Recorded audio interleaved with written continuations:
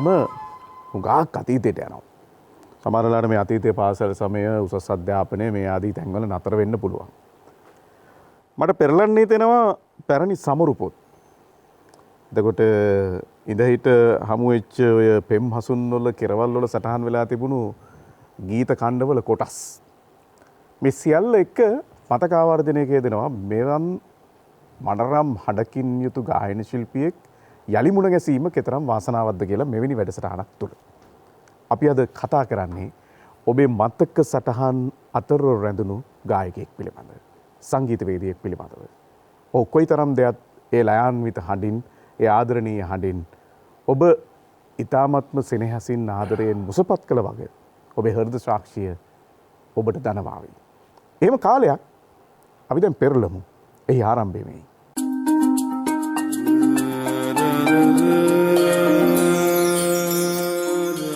වාද්‍ය භාවිතයේ නෛපුණ්‍යයෙන් ගායන භාවිතයේද පෝෂිත කරගත් හඬ ආදරණීයා.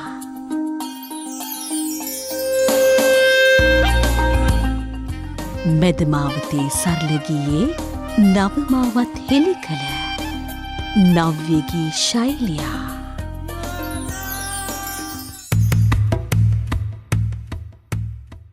නූතනයේ නිර් අනන්‍යතා හඬවල් අතරේ අදටත් සාරහඬ අනන්‍යතාවාදයා. රෝහණ බෝගුඩ ස්නේහගී අරුමැසියේ සදා තුරුණුවන්තයා. සංගීතවේදී රෝහණ බෝගුඩ අපි තාම ආදරයෙන් පිළිගනු ලබන්නේ. රෝහණ අයියා මේ භූමිය ඔයාට අමුතු තැනක් නෙමෙයි. අනිවාර්යයෙන්. ස්වාධීන රූපවාහිනිය ගැන ඔබ ආගිය ඔබේ ජීවිතයත් එක්ක පිටු පෙරලිච්ච තැනක්. ඒ නිසා ජීවිතේ කල කී දැන් අහපව් පෙරලලා බලන්න මේ වගේ තැනක මුණ ගැසීම හරි වැදගත් කියලා. අනිවාර්යයෙන්. මම හිතනවා මේ විශේෂයෙන් ගායන ජීවිතේ ආරම්භ කළේ මම කියන්නේ රූපවාහිනී මාධ්‍යයෙන්. මේක තමයි මේ ස්වාධීන රූපවාහිනී සේවයේ මහගෙදරින් තමයි ගායන ජීවිතේ මගේ ආරම්භුනේ මේ එවකට හිටියේ පීඑල්ඒ සෝම්පාල කියන සහෝදර මේ ආදරණීය සංගීත අධ්‍යක්ෂකවරයා. එතුමා මේ පාලකවරයෙක් හැටියට වෙලා හිටියේ. එතකොට තිබුණා මధుරා සංග වගේ වැනි වැඩසටහන්. ආරිසිරි තාණ්ඩගේ ඉන්දුනිල් දිසානායක. ඉතින් මම හිතන මගේ මුල්ම ගීතේ නෙතින් නෙත බලාලා කියන ගීතේ මුලින්ම වාදනය වුණේ මේ ස්වාධීන රූපවාහිනී සේවය 80 දශකයේ මුල් වකවානුවේ සහ ස්වාධීන රූපවාහිනී සේවයේ ආරම්භක දවසේ වාද්‍ය ශිල්පියෙක් හැටියට මට කටයුතු කරන්න පුළුවන් වුණා. මොකද ගුවන්විදුලි සංස්ථාවේ TR1 කියලා පොඩි ස්ටුඩියෝ එකක් තිබුණා. ඒ TR1 ස්ටුඩියෝ එකෙන් තමයි පළවෙනි ප්‍රෝග්‍රෑම් දෙක තුන කරේ. ඉතින් ඒකෙත් මට මතකයි මම තබ්ලත් වාදනය කරා සහ මමයි එඩ්වඩ් ජයකොඩි නිදහස් උත්සවයකට ගීත දෙකක් ගායනා කරා. මට හැබැයි ඒ ගීත නම් මතක නැහැ. ඒකත් මගේ මම හිතනවා මේ දෛවෝපගත සිදුවීමක් ස්වාධීන රූපවාහිනී සේවයත් එක්ක. මේ සටහන් එක්ක අපිට පුළුවන් මේ කතාව ඉදිරියට ගොනු කරන්න. මහා සංගීත පරම්පරාවක හොඳ පළදාවක් ගත් ශෝණනයක් තමයි රෝහණ බෝගුඩ කියන්නේ. ඔව් නිකම් ශිල්පියෙක් විතරක් නෙවෙයි. මේසි පරපුරක ඊටාම වටින පුරුකක්. අද මේ සංගීතයේ සපයන මනෝජ් පීරිස්ලා අඩංගු වෙන පීරිස් පරම්පරාව වගේ බෝගුඩ පරම්පරාවත් කතා කරන්න ඕන මාතෘකාවක්. ඒ නිසා අපි ගැන පිටු පෙරලමු. අර අයියා මුලින් මතක් කරපු මුල් ගීතේ නෙතින් නෙත බලාලා කියන ගීතය ගායනා කරලා ඒකටත් අඩු වැඩිය සපයලා අපි මේ කතාව සම්පූර්ණ කරමු. ඔබට ආරාධනයි.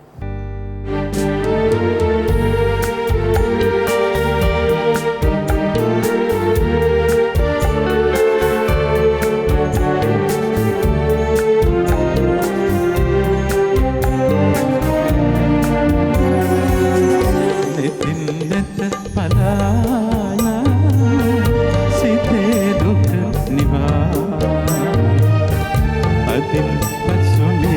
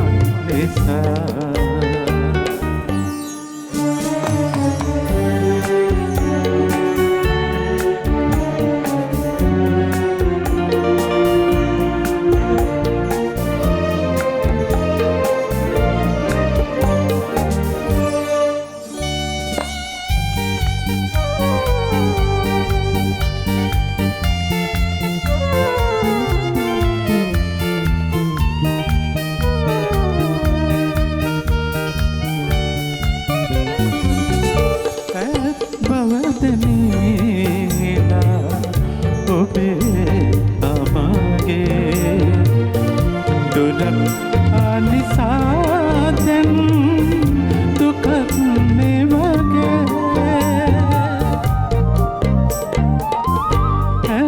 පවදනීලා ඔබේ හමගේ දුකක් ආනිසාදෙන් දුකක් නෙවගේ මහසාගරේ තිබුණත් හිතේ කොමට හිමි වුණාදු අයිහිමි ආදරේ රකින්නට සෙනේ අඬන්නට එපා නිමාව නොවේ මේ ඇරහුවන් නිසා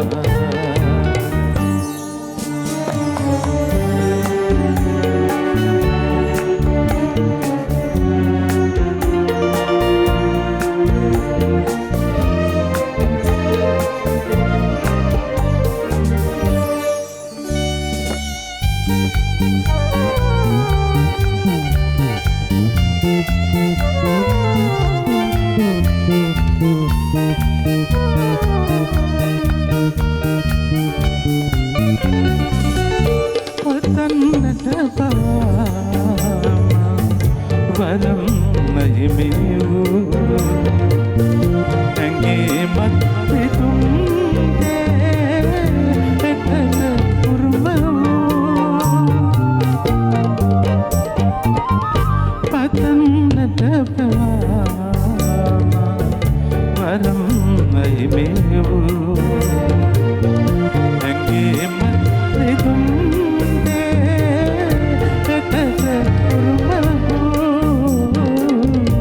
දිනන්නට කිසි නෑ නොවෙමින් මතු මගෙන් ඔබ වී කියාවින් පසු නෙතින් නෙත බලාලා සිතේ දුක නිවා අතින් පසු මේ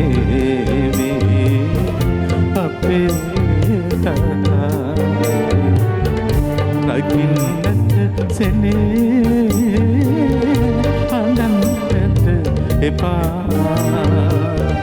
නිමාව නොවේ මේ ඇරහුවන් නිසා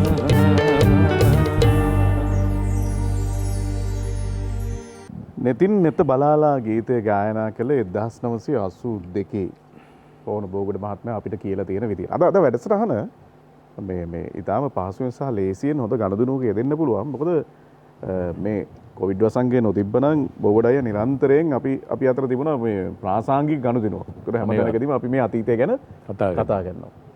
එතකොට දැන් එතුමා මට කියලා තියෙන විදිහට එතුමාව ගායකයෙක් කරන්න අහම්බෙන් හරි ගත්ත උත්සාහය තමයි ස්ටැන්ලි පීරිස් කලාකරුවා මේ තනු නිර්මාණය සැකසීම. මේක පිටිපස්සේ ලස්සන කතාවක් තියෙනවා. මම කැමති ඒක අපේ සභාවට කියනවා. සමහර දැන් අපි පටිගත කිරීම වලදී විශේෂයෙන් ස්ටැන්ලිගේ සහ සරඩ්ඩි අල්ලිස්ගේ ඉතුරු වෙන වෙලාවල් තියෙනවා. දැන් සින්දු 3ක් කරන්න තියෙනවා. සින්දු 3 කෙරුවට පස්සේ කෝල් ෂීට් එකකින් ඉතුරු වෙනවා පැය 2-3ක් වගේ ඉතුරු වෙනවා ඉතින්. ඉතින් එහෙම ඉන්න දවසක අර උදේවරුවක මේ සුළු වෙලාවක අපිට මේ විවේකයක් හම්බ වුණා බිෂොප් පැලස් එකේ බොරැල්ලේ. ඉතින් ඒ වෙලාවේ මම මේ කියන්නේ පියානෝ එක ළඟ මම පොඩ්ඩක් වාදනය කරලා සින්දුවක පොඩි කෑල්ලක් කිව්වා. එතකොට මේ ස්ටැන්ලි ස්වර ප්‍රස්තාරයක් ලියමින් හිටියේ පියානෝ එක උඩ තියාගෙන. ඒක ඇහුවාම තමයි ස්ටැන්ලි මේ මට කතා කරලා කිව්වේ මේ මම මේන් අහගෙන හිටියා මේ ඔබට සින්දු කියන්න පුළුවන් නේ බං හොඳට. මම කිව්වා මම කොපිස්සුද. එතකොට මම පිවිදෙන ගායක පරපුරේ පළවෙනි වුණා. ඒවා මම අමතක කරලා හිටියා. ඊට පස්සේ ස්ටැන්ලි කිව්වා මේ මට පොඩි අයිඩියා එකක් ආවා හිටපන්කෝ කියලා කිව්වා. ඊළඟට එච්චරයි කතාව. ඊට පස්සේ අවසර අර ඉතුරු වෙච්ච වෙලාවේදී බෝගඩ ඔබට මම දැන් සින්දුවක් කරනවා කියලා. කිව්වා මම නිකන් ඇත්තටම කන්ෆියුස් වුණා මේ කියන්නේ අවුල් වුණා මේ මට සින්දු කියන්න බෑ එහෙම කියන්න බෑ කියලා. ඉතින් ගායකයෙක් වෙන්න එහෙම ලොකු හෝප්ස් තිබ්බ චරිතයක් නෙවෙයි මම. හැබැයි මම මේක පොඩ්ඩක් බාධා කරනවා. ඒ වෙනකොට දාස් සමූහ ව්‍යාපාරයේ පවත්වූ පිබිදෙන ගායක පරපුර ජයග්‍රහණය කරලා හොඳම ගායකයා විදියට තේරිලත් අවුරුදු 10ක් විතර කිට්ටු වෙන්න ඇවිල්ලා. ඒකට ඒ තරම් කාලයක් මම ඒ කියන්නේ මම හිතනවා මම හරි කම්මැලි පුද්ගලෙක් කියලා ඒ දවස්වල يعني ගායන පැත්තට. ඒක මට උත්තර වුණාකුනේ නෑ. ඉතින් එදා හවස ප්‍රේමනාත් කොඩිතුවක්කු මම තමයි තබ්ලා ගැහුවේ. ඉතින් ඒ කොඩි අයියටත් බොහොම වුණාව තිබුණා නෑ අපි කරමු සින්දුවක් කරමු. මහින්ද බණ්ඩාර ෆෝචුන්ස් බෑන්ඩ් එකේ කට්ටිය විශේෂයෙන් හේම්පාල පෙරේරා ගොඩක් කට්ටිය හිටියා. ඉතින් ඒකේ ඒ කට්ටිය සෙට් වෙලා ඉතින් ගැහුවා. මටත් ඉතින් ආසයි. ඉතින් ඒ වුණාට මේ පොඩි මේ පොඩි ඩවුට් එකක් තිබුණා මට මම මේක මට කියාගන්න පුළුවන් වේද කියන එක. ඉතින් ඊට පස්සේ මේ ට්‍රැක් එක කරා හැබැයි හරිම ලස්සනයි මෙලඩි එක. මේක මේ ලෙතින් නැත බලලා. ඒකට වචන ලියලා නැහැ. මට හැපෙත්තෙන් ගිහිල්ලා ට්‍රැක් එක ඇහුවා. ඊට පස්සේ මේ ස්ටයිල්ලි කිව්වා කාට හරි කියලා මෙලඩි එකට ලියාගනින් ලස්සන වචන ටිකක් කියලා. ඔව්. දැන් මෙතන තමයි හරි ලස්සන කතාව තියෙන්නේ. දැන් දයාක්කා මට කිව්ව විදිහට ඕක ප්‍රේමකීර්ති ලියපු ගීතයක්. පස්සේ ඔව් දයාක්කට කරගහන්න සිද්ධ වුණා. ඒ කතාවත් කියන්නකෝ මෙන්න.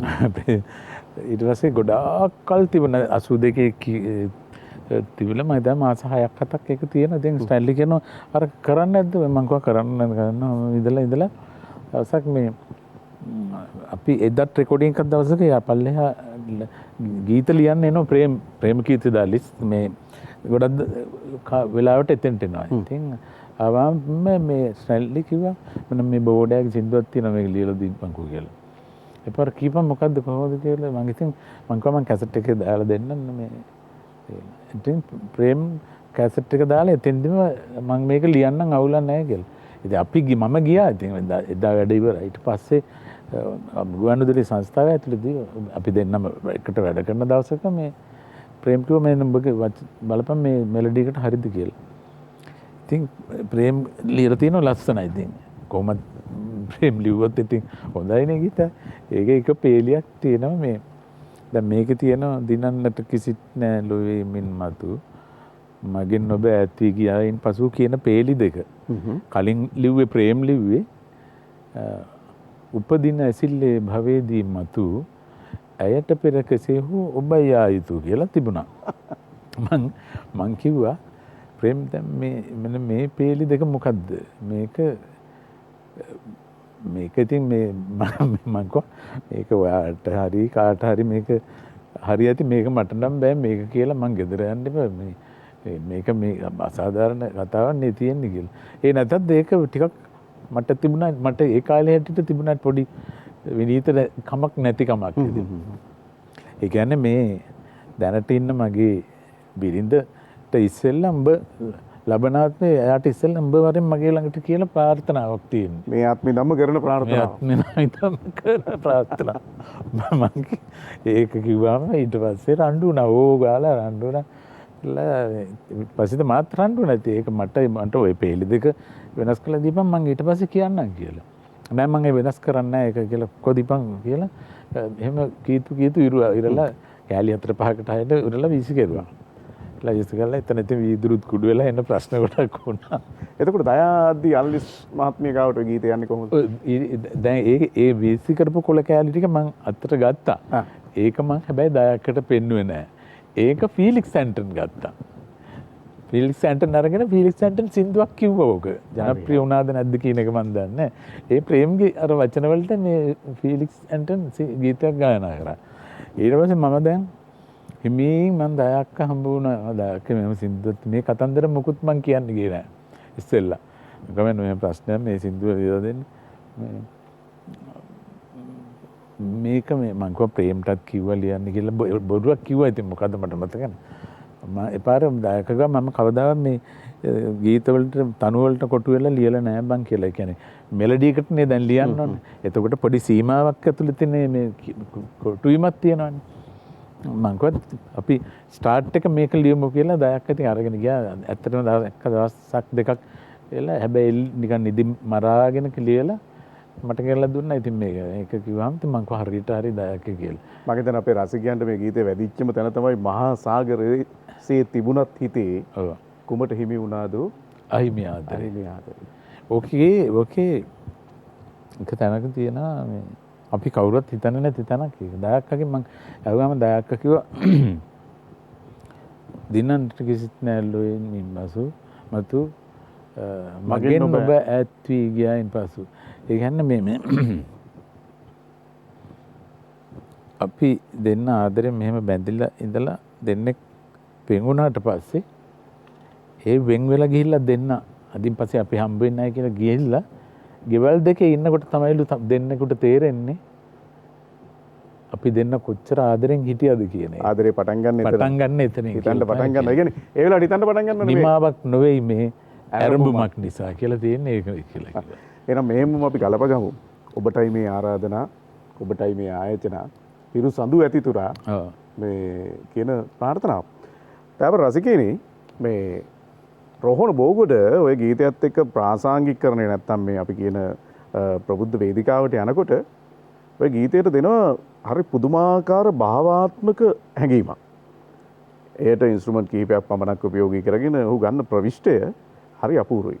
මම ඔබට යෝජනා කරනවා අද ගීතයට පිවිසෙන්නට පෙර ඒ යුතුයකම ඉටු කරලා සහෘදයාට ගීත ගායනා කරන්න පෙළඹෙන්න කියලා.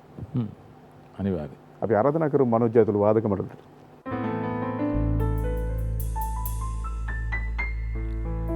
තරහවුනත් දෙදෙනා තරහ නොයම් කිසිදා ආයේ යලි නොමේ වේදනා ඔබේ හසරල් මට වාසනා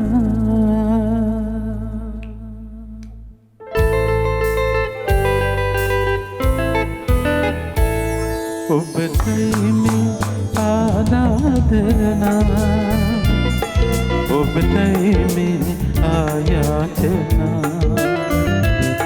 ඔබටයි මේ ආරාධනා ඔබටයි මේ ආයාචනා ඉරු සඳු ඇති තුරා සසර සනතුරා ඉන්නට බෑ කරහවෙලා ඔබටයි මේ ආරාධනා ඔබටයි මේ ආයාචනා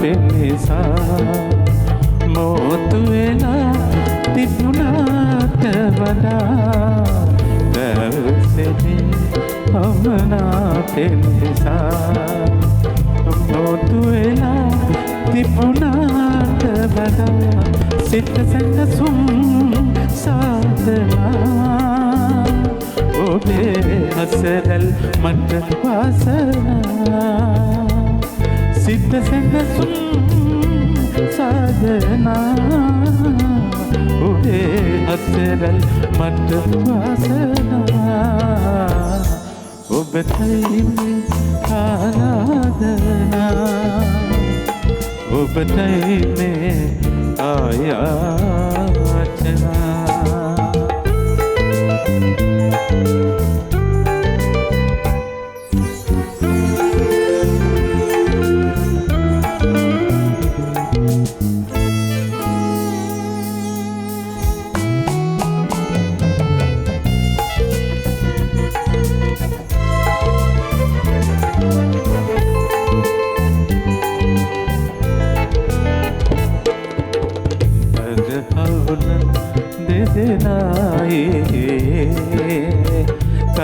නොවෙමු කිසිදා ආයේ තරහවුන දෙදෙනායේ තරහ නොවෙමු කිසිදා ආයේ යලිනුමේ වේදනා ඔබේ හසරල් මට පාසනා යලිනුමේ වේදනා ඔබේ හසරල් මට පාසනා ඔබතයි ආරාධනා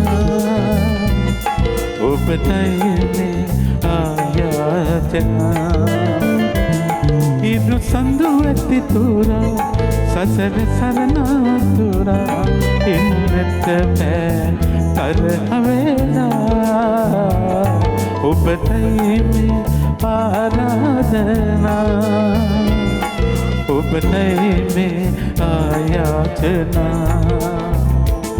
ඔබතයි මේ ආරාධනා ඔබතයි මේ ආයාචනා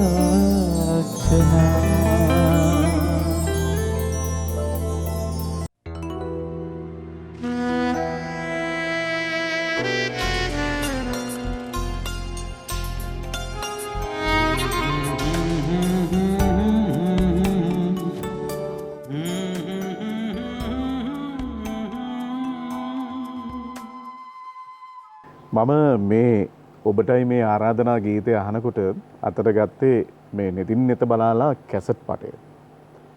මේ 1982 වගේ වකවානුවේ එළිදුටු කැසට් පටයක් මගේ මතක පහේ තමයි කැසට් එක අවුට් 85. එතකොට ඒ කාලය ඇතුළත මේ ගීත අපි ගුවන්විදුලියෙන් රස වින්දා. ඊට පස්සේ කැසට් සංස්කෘතිය ඇතුලේ මේ ගීත ඒ විදිහටම රස වින්දා. දැන් මේ වගේ ඇත්තටම පතුරු ගිහිල්ලා තියෙන්නේ මේවා මේ රස වින්දලාම. ඒකට මට මේ වෙලාවේ දැනෙච්ච කාරණාව තමයි බෝගොඩ මහත්තයා. අපි බෝගොඩ අයියා. හරි. ඉතින් එහෙම කියන්න ඕනේ ගෞරවෙත් දෙන්නේ මේ. හරි. මම කියන්නේ එදා මේ ගී අහනකොට අපිට ඇහිච්ච අපිට දැනිච්ච සොර රටාව හැංගීම අඩු නැතුව තාමත් ඔබ යාවත් කාලීන කරලා තියෙනවා. ඒ වාසනා ගුණයට අපි ගෞරව කරනවා. ස්තුතියි. ඒ රකින්න ඔබ යම් වෙහෙසක් දරනවා. අනිවාර්යයෙන්. හැමදාම මම ඒක මගේ උගුර සඳහා මම පොඩි ස්වර ප්‍රස්තාර ටිකක් කියලා මම සාමාන්‍යයෙන් පොඩ්ඩක් රැට හරි මම කරනවා පොඩ්ඩක් විනාඩි 10ක් 15ක් මම කොහොම හරි හුස්ම පිළිබඳව කියන්නේ මේ කියන්නේ වයස මොහුකුරා යනකොට පොඩ්ඩක් හුස්ම අර තාරුණ්‍ය වගේ හුස්ම පවතින්න බෑ. ඒකට විශේෂයෙන් ගායක ගායිකාවෝ හැම එක්කෙනාම ඒක තියාගෙන දැන් පිට රටවල විදේශ රටවල ඒ අය හැමදාම මේක යාවත් කාලීන කරගන්න තමන්ගේ වොයිස් එක බ්‍රීතිං එක්සර්සයිසස් කරලා ඒ අවශ්‍ය ඒ ටික මොකද අපේ දැන් ප්‍රොෆෙෂනල් මේ කියන්නේ අපේ වෘත්තීමය රැකියාවනේ ගායනේ. එතකොට අපි ඒ වෙනුවෙන් පොඩි කැපවීමක් කරන්න ඕනේ. දැන් ඒකේ ඊළඟ කාරණාව තමයි ඔබේ හඬට අවැසි පද සංකල්පනා ටික හරි ලස්සනට මේ ශිල්පීන් එකතු කරලා දීලා තියෙනවා. දැන් මේ දෙල්තොට චන්ද්‍රපාල කියන අපිට හිටපු ප්‍රවීණ මාධ්‍යවේදියෙක් එතුමා ලිව්ව ඊටාම රහ වචන ටිකක් මෙතන තියෙනවා. ඔබේ හසරල් මට වාසනා. ඔව්. ඔය ගීතයේ මේ සූර්යයේ මේ ඔක පටන් ගත්තේ මේ දවසක් සරද්දල්ලිස් සරද්දල්ලිස් තමයි මේ තනු නිර්මාණය කරන සංගීතය. මේ කියන ගීතෙත් සරද්දල්ලිස් තමයි තනු නිර්මාණය. මේ ගීතයක් නිර්මාණය කරනවා දැන් අපි පටිගත කරන්න අපි වාදක මණ්ඩලයේ මමත් මනෝජ් පීරිස් අපි දෙන්න. මනෝජ්ගේ මස්සින තමයි මේ අභයවර්ධන බාලසූරිය. එතුමාගේ ගීතයක් තමයි අපි දෙන්න මේ තබ්ලා වාදනය කරන්නේ. ඒ ගීතය ඉවර වෙලා මේ මං හිමේ මං අභයගෙන් වචන ටික චුට්ටක් ඉල්ලුවා. ඒ කිල්ලුවාම මේ මොකද ඒ වචන ටික? තරහ වෙලා ඉමු අපි දෙදෙනා කීවෙමු ඊයේ අපි දෙදෙනා කියලා. මේ මට පොඩ්ඩක් පිච්චක දෙන්නවද? තරහ වෙලා ඉමු අපි දෙන්නා කීවෙමු ඊයේ අපි දෙන්නා. ඔගේ තබ්ලා වාදනය කරේ මේ මමත් මනෝජුත් තමයි. සරද්දි අල්ලිස් තමයි මේ ඒකෙත් සංගීත අධ්‍යක්ෂණය. ඉතින් මේක ඇහුවට පස්සේ තමයි මම අබෑගෙන් මේ වචන ටික ඇහුවාම කවුද ලිව්වේ කියලා දෙල්තොට චන්ද්‍රපාල කියලා. එදා හවස දෙල්තොට අයියා ආවා නෙළු ස්ටුඩියෝ එකට. මං ටක් ගාලා අල්ලගත්ත මං කාර්යම ලස්සනයි මේ ගීතය මට දෙල්තොට මේ වගේ සින්දුවක් ලියලා දෙන්නකෝ කියලා. හරි ලියලා දෙන්නම්. මට දවස් 2ක් දෙන්න කියලා කිව්වා. කියලා දැන් ඒ ගීතේ තියෙන්නේ තරහ වෙලා ඉමු අපි දෙන්න. ඔව්. තරහ තියෙන්නේ ඉන්නට බෑ තරහ වෙලා. ඉන්නට බෑ තරහ වෙලා කියන එක තමයි. ඒකේ මේ අනිත් පැත්තට මේක ලිව්වා. පිළිතුරු ගීතයක්. පිළිතුරු ගීයක් දෙල්තොට අය. ලියලා මට දවස් 2කට විතර පස්සේ මට කෝලයක් දුන්නා මේ එන්න කියලා. ගුවන්විදුලියට තමයි එතකොට අපිට මොබයිල් ෆෝන් නැහැ. ගුවන්විදුලියට කෝල් එක දුන්නා මං ගියා ලංකාදීප පත්තරේ ළඟ. ගියා දෙල්තොට අය බොහොම ආදරෙන් දුන්නා මේකත් එක්ක තවත් ගීතයක් දුන්නා. ඒ ගීතය මගේ ළඟ හරි සුරක්ෂිතව තියෙනවා. මේක මං වෙනුවෙන් රහට කියන්න කියලා තමයි දුන්නේ. රහට කියන්නේ. ඇත්තටම ඔබ ඒක රහට කිව්වා. හරි. දැන් මේ කතාවට අපි මෙතෙන්ට එකතු කරගමු. මම අර පූර්ව ප්‍රවිෂ්ටි මම සඳහන් කළා මේ බෝගොඩ කියන්නේ මහා වෘක්ෂයක් කියලා. සංගීත පරම්පරාවක් කියලා. මම කැමති දැන් ඔබේ පවුල සහ ඔබේ පවුල සහ ඈඳුණු ඔබේ අනිකුත් පරම්පරාවේ තියෙන සංගීතමය ගති ලක්ෂණ ගැන ඒ පුද්ගලයන් එක්ක සංසදලා පොඩ්ඩක් කතා කරන්න ඕන. මොකද රට දැනගත යුතුයි කවුද මේ බෝගොඩලා කියලා. මට මතක හැටියට අපේ පරම්පරාවේ මුලින්ම ගීත ගායනා කරන්න ගුවන්විදුලියට ආවේ මගේ බාප්පා. කියන්නේ මගේ තාත්තගේ මල්ලි සෝම්පාල බෝගොඩ. එතුමාද ජීවිතුන් අතර නැහැ. එතුමා සංගීත උපදේශකවරයෙක් හැටියට ඉඳලා ඊට පස්සේ එතුමා තබ්ලා වාදනය කරා? නෑ වයලින් වාදනය. තබ්ලා වාදනයත් මේ දන්නවා මම මගේ මූලික අධ්‍යාපනය මම ලැබුවේ යාගෙන් තමයි. අත්පොත් තිබ්බ ඉස්සලාම තබ්ලාවට ඒ බාප්පගෙන් තමයි. එතකොට එතුමා ඊට පස්සේ මාතර සංගීත අධ්‍යක්ෂක වෙලා හිටියා අධ්‍යාපන දෙපාර්තමේන්තුවේ. එතුමා එක්ක යන කොටසක් ඉන්නවා අපේ පවුලේ. එතුමාගේ සරල ගී වැඩසටහන් වලට කොළඹ ගුවන්විදුලියට එනකොට ඔය දිනේෂ් බෝගොඩ සහ ජානක බෝගොඩගේ තාත්තා. ඒ කියන්නේ මගේ මහප්පගේ පුතා තමයි චන්ද්‍රදාස බෝගොඩ. එතකොට ඒ ඉන්ද්‍රාණි බෝගොඩ කියන්නේ ඒ අක්කා මේ චන්ද්‍රදාස අයියාගේ ඒ කියන්නේ අපේ මහප්පගේ මේ සහෝදරයෝට මහප්පගේ දරුවෝ. ඉතින් ඒ දෙන්නත් මේ අපේ බාප්පගේ මේ සරල ගී වැඩසටහන් වලට සහභාගී වෙනවා. ඊළඟට මගේ අයියා කෙනෙක් ඉන්නවා විනී බෝඩ කියලා. එයත් ඩෝල්කියක් අරගෙන එයත් එනවා මාතරේ ඉඳලා ඔය වැඩසටහන් වලට වාදනය කරන්නේ. එතකොට ගුවන්විදුලිය නිරන්තරයෙන් හිටපු එක්කෙනෙක් තමයි රංජිත් බෝගොඩ කියන්නේ. ඒත් අපේ මහත්මයාගේ පුතෙක්. ඔය රෑන එකතු වෙලා තමයි මේ මුල ගහ සිටෙව්වේ. ඉතින් ඊට පසු කාලීනව තමයි ඊළඟ පරම්පරාව තමයි අපේ අයියලා චන්ද්‍රපාල බෝගොඩ කියන්නේ මගේ ලොකුම අයියා. එතුමා ජීවිතුන් අතර නෑ මේ පහුගිය අවුරුද්දේ නැති වුණා. මහද කළුවලා මිලිනව නැගෙන වෙලාවි කියන ගීතෙන් අතිශය ජනප්‍රිය වුණා ඒ කාලේ. එයාගේ වැඩසටහන් වලටත් මම ගුවන්විදුලියට එනකොට මම ගුවන්විදුලියේ කොට කාලෙසම ඇඳගෙන ওই තබ්ලාව ගහන්න මම එනවා. එයාගේ සරල ගී වැඩසටහන්. එහෙම තමයි අපි මේ ටිකෙන් ටික ඒ පරම්පරාවෙන් පස්සේ අපේ පරම්පරාවෙන් පස්සේ පසු පරම්පරාව මම හිතනවා මේ පරම්පරාවෙනුත් පස්සේ තව පරම්පරාවක් තියෙනවා. මොකද දැන් දිනේෂ් බෝගොඩලා ජානක බෝගොඩලා අපේ මනෝජ් සමග මෙතන වාදනයට එකතු වෙනකොට එයාගේ ඊළඟ පරම්පරාව පුතුත් මෙතන වාදනයට එකතු වෙලා තියෙනවා. හරි වැදගත්නේ. හරි. ඒ පරම්පරාවල දැන් අපේ දැන් මගේ පරම්පරාවේ චන්ද්‍රපාල බෝගොඩ විනි බෝගොඩ විතරයි මේ සංගීත ශාස්ත්‍රයට ආවේ. මම තමයි ඊළඟට. දැන් දිනේෂ්ලගේ පරම්පරාවේ තාත්තා අයියා තාත්තා මේ බාප්පා ඊට පස්සේ ඉන්ද්‍රාණි අක්කා ඒ තුන් දෙනාම අපේ තවත් අනිත් මද්දුම තාත්තගේ ඒ ගෙදර ඉන්නවා මේ චන්ද්‍රිකා බෝගොඩ කියලා. එයත් ගුවන්විදුලි ශිල්පිනියක්. මගේ තව අක්කා කෙනෙක් ඉන්නවා ශාන්තා බෝගොඩ කියලා. එයත් ගුවන්විදුලි ශිල්පිනියක්. ඔක්කොම මේ කියන්නේ ශ්‍රේණිගත ශිල්පිනියන්. මහින්ද බෝගොඩ ඒ කට්ටියම. දැන් මේ සියලු දරුවන් එක්ක එකල එකට ඉඳලා මේ හැමෝම ශිල්පීන් ලෙස කොළඹට ආගමනය වුණාන් පස්සේ තනි වෙච්ච අම්මා ගැන ඔබ මේ ආචාර්ය ප්‍රනීත් අබේසුන්දර ලව්වා ලස්සන ගීතයක් රචනා කෙරුවා. ඔව්. අම්මා ගැන. ඔව්. ප්‍රනීත් අපිට සඳහන් කළා තියෙනවා. මම කැමතියි අද ඔබ ඇවිල්ලා ඉන්න වෙලාවේ ඒ ආදරණීය අම්මා සිහිපත් කරලා ඒ මව්ගුණ ගීතයෙන් කොටසක් අද මෙතන ගායනා කරන්න. ප්‍රනීත් මං කිව්වා මේ කියන්නේ අපේ පවුලේ 9 දෙනෙක්. ඉතින් අපි හදලා අපේ අම්මා දවසේ අපේ අයියලාගේ ළමයි පවා හැදුවේ අපේ අම්මා ඉතින් ගෙදර ඉතින්. අර ඒ ටික කිව්වහම ප්‍රනීත් කිව්වා මං ලියන්නම් ලස්සනට කියලා. ඒක පොඩි කැලක් කියන්න සීමායින දෙන්නවල්ලේ. අම්මා කියලා කාම තන්නේ තවමත් නුඹ දරු දුක උලන්නේ මේ නගරේ මා කොටු වෙන්නේ හිත පිට නැති හුන් ගිනි අවුලන්නේ අම්මා කියලා කාම තන්නේ තවමත් නොඹ දරු දුක උලන්නේ. මේක සංගීත අධ්‍යක්ෂණය කරෙත් සරඩියල්ලිස්. ගමේ උදවිය බලාගෙන ඉන්නවා නම් මේ දකුණේ නේද රෝහණ දේශයේ පුත්‍රයෙක් තමයි මේ ඉඳගෙන ඉන්නේ.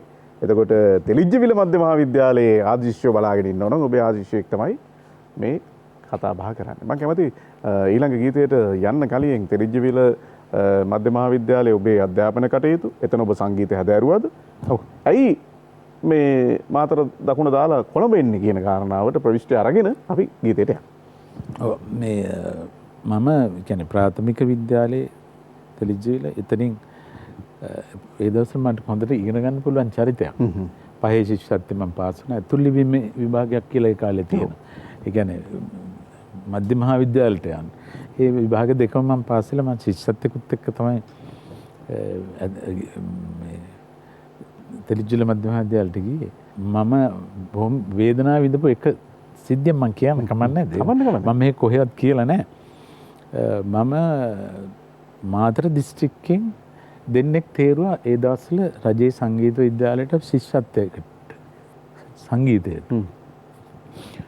ඒකෙන් මම තේරුණා මම කියන්නේ මාතරින් මම තේරුණා දෙනියායෙන් ඔස්කා කියලා මිත්‍රයෙක් ගායනේ දෙන්න තමයි තේරුණේ ශිෂ්‍යත්වයට. ඒලා ඉතින් මම කොළඹ එන්න ලෑස්ති වුණේ ඒ කාලේ කියන්නේ.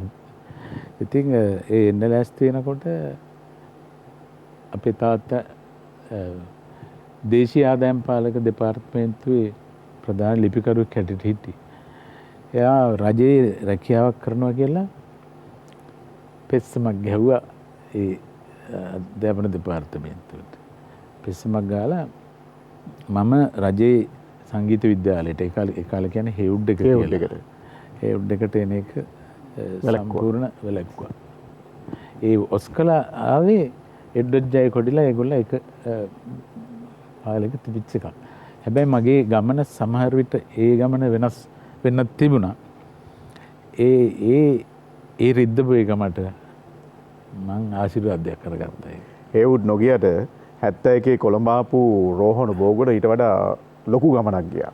ඔහුට හම්බ වෙනවා විශ්වවිද්‍යාල දෙකක්. ඒ දෙකේම ඉගෙන ගත්ත හැටි අපි පස්සේ කතා කරමු. එතෙන් අපි එකතු කරගමු. ප්‍රේමකීර්ති රචනා කරන ලද ස්ටැන්ලි පීරිස් සංගීතවත් කරන ලද කඳුලක් වැටේ නම් පිසලන්න ආයේ කියන ගීතය. ඒ කඳුල පිසදලා අපි කතා කරමු.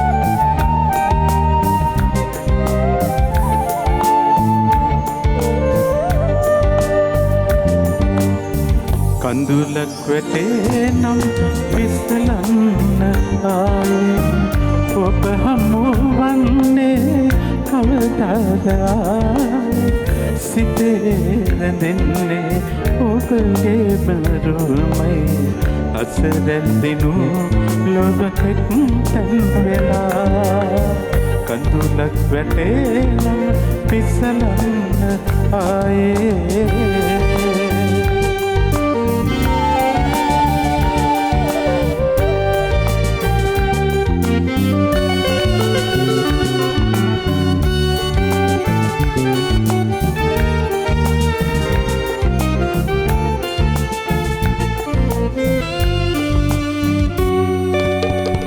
අප හමුුණේ ගහකොල්ල කොටනේ සිත විතවන්නේ මෙසේ අප හමුුණේ ගහකොල්ල කොටනේ සිත විතවන්නේ මෙසේ ආදර නොවකට කොතැනද මායිම් ලංවුණොන් දුර ගියත නොවේ එක්වන්නට බැරි නම් කඳුලක් වැටේ නම් පිසලන්න ආයේ ඔබ හමුවන්නේ කවදාද ආයේ සිතේ රැඳෙන්නේ ඔබගේ බරවමයි අසරැඳිනු ලොවකෙක් තැන් වෙලා කඳුලක් වැටේ නම් පිසලන්න ආයේ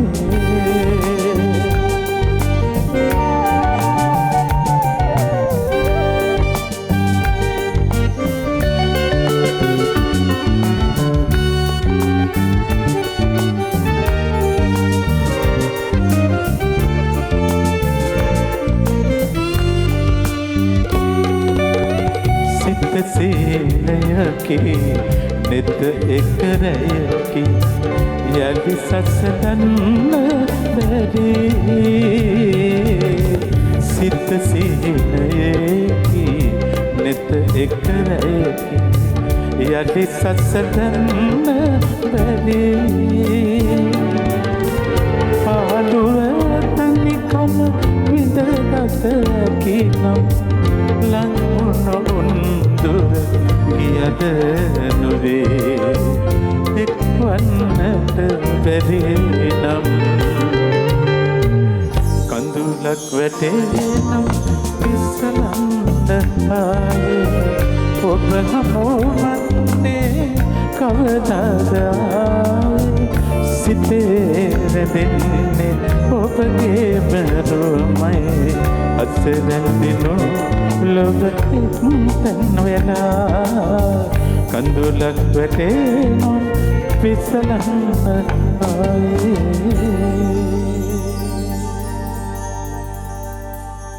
ප්‍රේමකීර්ති අල්විස් ගීපද රචකයා මේ ගීතයට දීලා තියෙන රහ මම කල්පනා කළේ බෝගොඩ අයියා බලන්න සිත සිහිනයකි නෙත එක රැයකි යලි සසඳන්න බැරි මොනතරම් ලස්සන ලියවිල්ලක් ලියලා තියෙනවද අර මధుවිත සහ ඒ තියෙන වටපිටාවත් එක්ක ගොඩනගිච්ච සංකල්පයත් සමග අපි ආයේ වහලා කියන්න ඕනේ නැහැ ගුවන්විදුලි සංස්කෘතිය ඇතුලේ ඊටාම හොඳ නිර්මාණ බිහි වෙච්ච තැනක් තමයි රන්දෝලිය.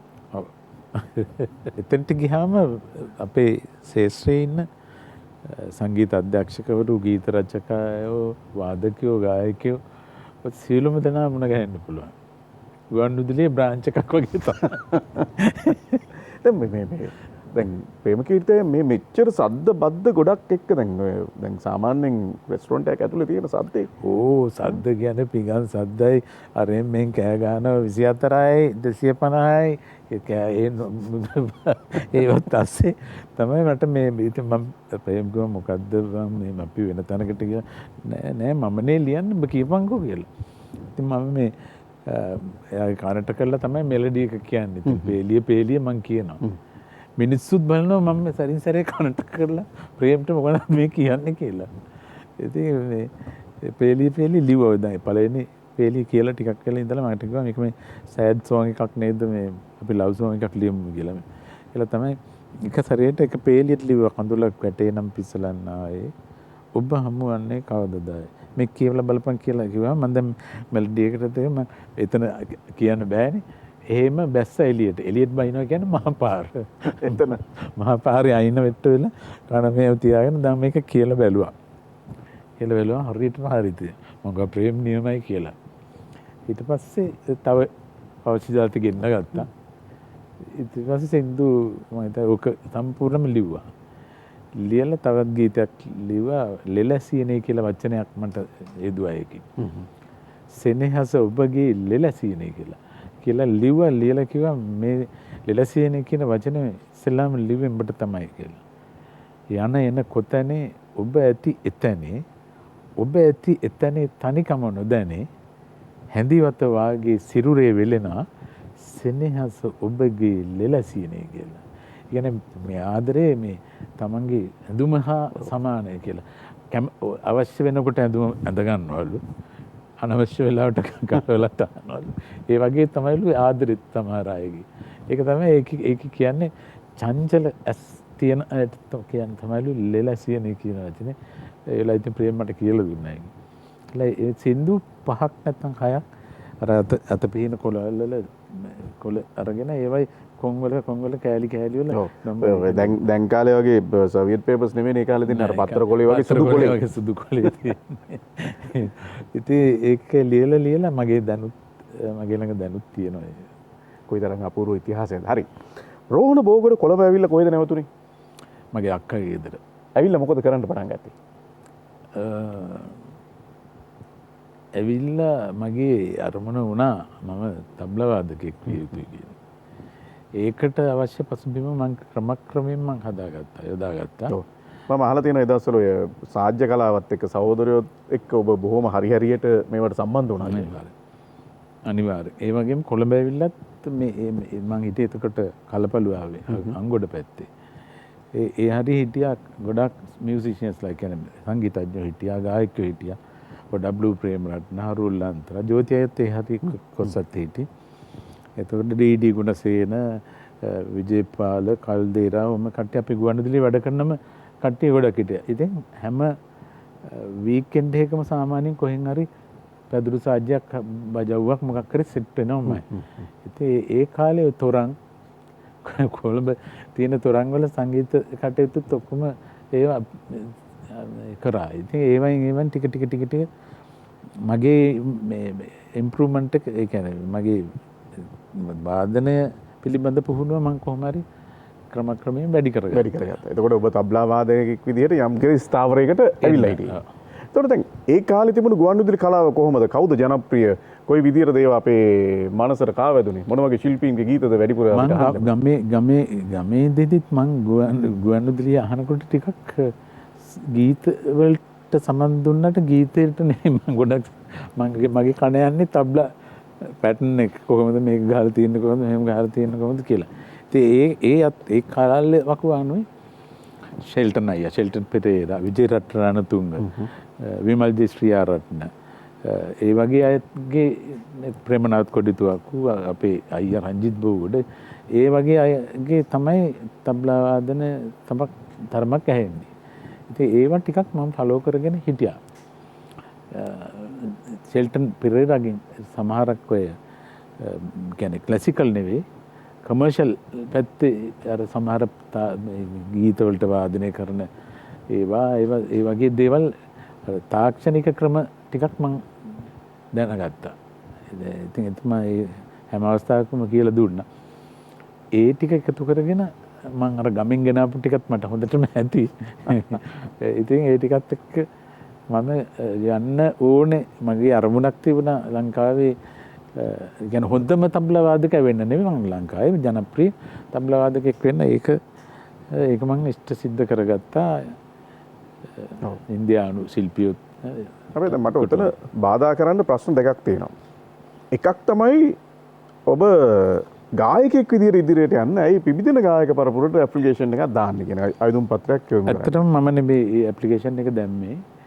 ඒ ඇප්ලිකේෂන් එක මම දැම්මේ රංජිත් අය රංජිත් බෝගොඩ. එයා එතකොට ගුවන්විදුලි යනවා එනවා අර සහන වාදක මණ්ඩලයේ හිටියේ. රජිතය තමයි මට මේක දාලා කිව්වේ කියපන් අරක ගිහිල්ලා සින්දු කියපන් කියලා. එතකොට කවුරු කාගේ හරි සාජ්‍යයක ප්‍රදුර සාජ්‍යයක කවුරු හරි අඩුපාඩුවක් වුණොත් මං කාගේ හරි සින්දුවක් කියනවා. එක්කෝ එම්.එස්. ෆර්නෑන්ඩෝ මහත්තයාගේ මහත්මයාගේ බයිලයක්, ජේ මිල්ටන් පෙරේරාගේ ගීතයක්, නැත්නම් වික්ටර් අයියාගේ ගීතයක්. ඒ වගේ මං කලමේ කිව්වා ඉතින්. ඔව්. හැබැයි ඔබ මට කියලා තියෙනවා මේ පිබිදෙන ගායක පරපුරට කිව්වෙම මම හදාගත්ත මගේ අලුත්ම සින්දු කියලා. අනිවාර්යයෙන්. මගේ ඒ කියන්නේ වට 6ක් තිබුණා පිබිදෙන ගායක පරපුර. 1973 74 වර්ෂේ. එතකොට මගේ අයියා විනී බෝගුට තමයි මේ ඒ හැම ගීතයකටම තනු යෙදුවේ. සහ ඒ පදමාලාව හැම ගීතයකම ක්‍රිස්ටි ගුණසේකර කියන්නේ මගේ ලොකු අක්කගේ මහත්තයා. මං මුළු තරඟේ පුරාම මං ගායනා කරේ ස්වතන්ත්‍ර නිර්මාණ තමයි. එහෙම ගායනා කළා තමයි මම පළවෙනි වුණේ. කවුද ඔබව ඒ කාලේ මේ පිබිදෙන ගායක පරපුරේ තක්සේරු කළේ නැත්නම් විනිශ්චය මණ්ඩලයට හිටියේ? ඇත්තටම ඒ කාලේ හිටියේ මේ ඒ කාලේ හිටපු ප්‍රවීණයෝ ටික තමයි හිටියේ. ඩී.ආර්. පීරිස් මහත්මයා, ලයනල් අල්ගම, ලයනල් ඉදිරිසිංහ, අර පදමාලාව ප්‍රණීත බේසුන්දරගේ තාත්තා විමල් බේසුන්දර. එතුමා තමයි පදමාලාව පිළිබඳව හිටියේ. පණ්ඩිත අමරදේවයන් සහ එන මේ වගේ කොටසක් හිටියා. ඉහළම තලයේ කොටසක් හිටියේ. දැන් තබ්ලා වාදනයෙන් ඉස්සරහට යන්න ඕන මිනිස්සෙක් ලංකාවේ පිබිදෙන ගායක පරපුර කියන තරඟකාලී තරඟයෙන් ප්‍රථම ස්ථානයට ශ්‍රී ලංකාවෙන් තේරුණාම ඔබ ශේෂ්ත්‍රය වෙනස් කරන්න හිතුවේ නැද්ද? ඒක තමයි මට තියෙන ප්‍රශ්නේ. ඒ කියන්නේ 73 74 තමයි මට ඔය ඔක්කොම හම්බුනේ පළවෙනි ප්‍රථම ස්ථානෙ දිනාගත්තේ. මගේ උපන්දිනේ දවසේ තමයි මම පළවෙනි ආවුනේ. සැප්තැම්බර් 15 වෙනිදා. ඒ කියන්නේ හෙට නෙමෙයි අනිද්දා. ඉතින් එතකොට එදා ඒ තෑගි ගත්ත රුපියල් 1000යි පළවෙනි තෑග, දෙවෙනි තෑගට 500යි, තුන්වෙනියට 250යි. ඒ කාලේ. ඉතින් ලොකු ගාණක් මට රුපියල් 1000ක් කියන්නේ ඒ කාලේ ලොකු වැඩ ටිකක් කරා මම. ඉතින් ඒකත් මං ටිකක් කම්මැලි වුණා. මම ඒකයි කිව්වර මුලින්ම කම්මැලිකමක් තිබුණා කියලා ගීත ගායනා කරා. මම ඒ අතහැරියේ නැත්තම් අද මීට වැඩිය ඉහළ තැනක මට එන්නට තිබුණා කියලා හිතෙනවා ඉතින්. කොහොම වුණත් මේ භූමියේ යම් කිසි දෙනෙක් ඉපදෙලා ඔහුට යන්න තියෙන ගමන් මගක් තියෙනවා නම් ඕක හෙමින් හරි කැරකි නියම තැනට එනවා. ඒ නිසා තමයි ඔබ ওই පුටුවේ ඉඳගෙන මම මේ පුටුවේ ඉඳගෙන ඔබේ ගීත ගායනයන් පිළිබඳ අද සාකච්ඡා කරන්න අනිකුත් වටපිටාවත් එක්ක. හරි. කතාවේ තව තැනක් තියෙනවා යන්න. ඒක පොලිසියට සම්බන්ධයි. එතෙන් අපි යමු. මේ උපාලි ධනවල විතාන මහත්මයා ඔබට හරි රහ ගීතයක් රචනා කරලා දෙනවා. ඔබේ ඇසුරෙන් විඩාපත් මට ලොවේ හිමිනේ අනාථව ඇත. ඔව් ඒක හරි සංවේදී කතන්දරයක්. ඒක එතුමාගේ පෞද්ගලික අත්දැකීමක් නොවන විදිහට මම කියන්නම්. එක්තරා පුද්ගලයෙකුගේ ගෙදරක ඉතින් තරුණ කීප දෙනෙක් ඉතින් බෝඩ් වෙලා ඉන්නවා කියලා කියන්නේ. ඉතින් එහෙම ඉඳද්දී ඒ බිරිඳත් එක්ක යාළුකම තියලා බිරිඳ අරගෙන ගියා කියන්නකො. ඉතින් ඒ ගියපු එකදී ඒ මිනිස්සයා ඒ බිරිඳ අතහැරියේ නැහැ. බිරිඳ හෙව්වා මුළු ලංකාව හැමතැනම හොයලා බිරිඳ ඉන්න තැනට ගිහිල්ලා කිව්වා කොහෙවත් යන්න එපා මගේ ගෙදරම ඉන්න. හැබැයි ලෝකෙට පේන්න විතරක් මට මගේ බිරිඳ හැටියට ඔයා ඉන්න. අනිත් නිදහස එයා දුන්නා. ඒකේ ඔය ගීත මේ මම ඊළඟට ගායනා කරන ගීතේ අග තියෙනවා ආත්මය අන් අතක් නොමැතිව ඔබේ ළඟමයි ඇසුරාය දින්නේ කියලා. ඒ මුළු ගීතේම බේසික් එක තියෙනවා මම හිතන්නේ මේ පේලියේ. මොකද මේක වික්ටර් අයියා තමයි මියුසික් කරේ, වික්ටර් රත්නායක මහත්මයා. වික්ටර් මේක අරගෙන 3-4 පාරක් උඩයට ඉහළට පහළට මේ කියවුවා කියලා කිව්වා ආර එකක් මේක ලියලා තියෙන්න බං කියලා. එයා කිව්වා මේ කියන්නේ හදිසියට කරන්න බෑ මම දවස් දෙකක් තුනක් මේක බලලා මම හදලා දෙන්නම් කියලා. ආචාර්ය වික්ටර් රත්නායකයන් තනු නිර්මාණය කරමින් සංගීතවත් කළ උපාලි ධනවල විතානයන් රචනා කර අර ඔබ කියන විදිහට ජීවිතය ඇතුළේ තිබෙන කැළඹිල්ලේ ආකෘතිය හරි ලස්සනට ගායනා කරන මේ ගීය අපි රස විඳිමු. මම හිතනවා අපේ අලුත් පරම්පරාවටත් බොහොම වටින තැනක්.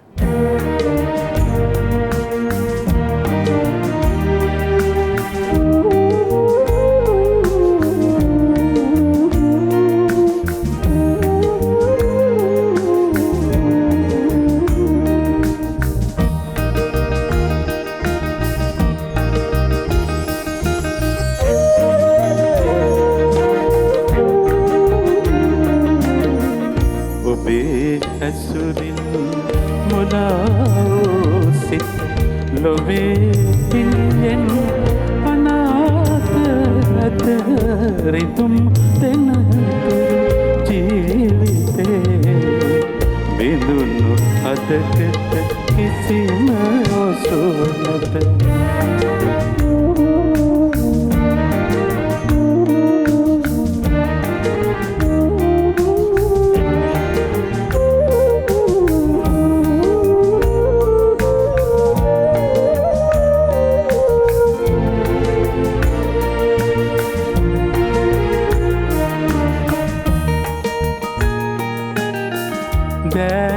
විදහා පියාපත් සිඳ සැරිසරන්නට සිතූසේ ගුවනේ කඩා සිඳ පිඳ පැමෝ මලකින් කෙලෙසදෝ ඔබ සුවඳ ඉල්ලන්නේ ආත්මය අන් අතක් නොමැතිව ඔබේ ළඟමයි ඇසුර අයදින්නේ ඔබේ ඇසුරින් මුලා සිත් ලොවේ අනාත ඇත රිතුම් දෙන තුරු ජීවිතේ බිඳුණු අදකට කිසිම ඔසුනත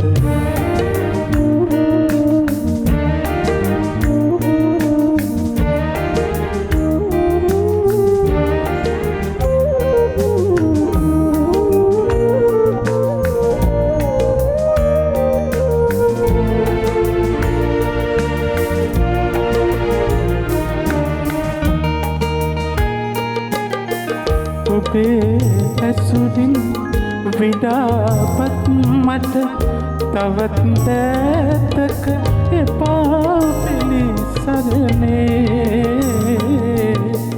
තවා අලුක මගේ විදිත අලුත් ලොවකට කෙලෙස පිවිසෙන්නේ ආත්මය කන් අතක් නොමැති ඔබේ ළඟමයි ඇසුර අයදින්නේ ඔබේ ඇසුරින් බොලාවෝ සිත ලොවේ ඉන්දියන් අනාත ඇත රිතුම් දෙන තුරු ජීවිතේ බිඳුණු අදකට කිසිම ඔසුනත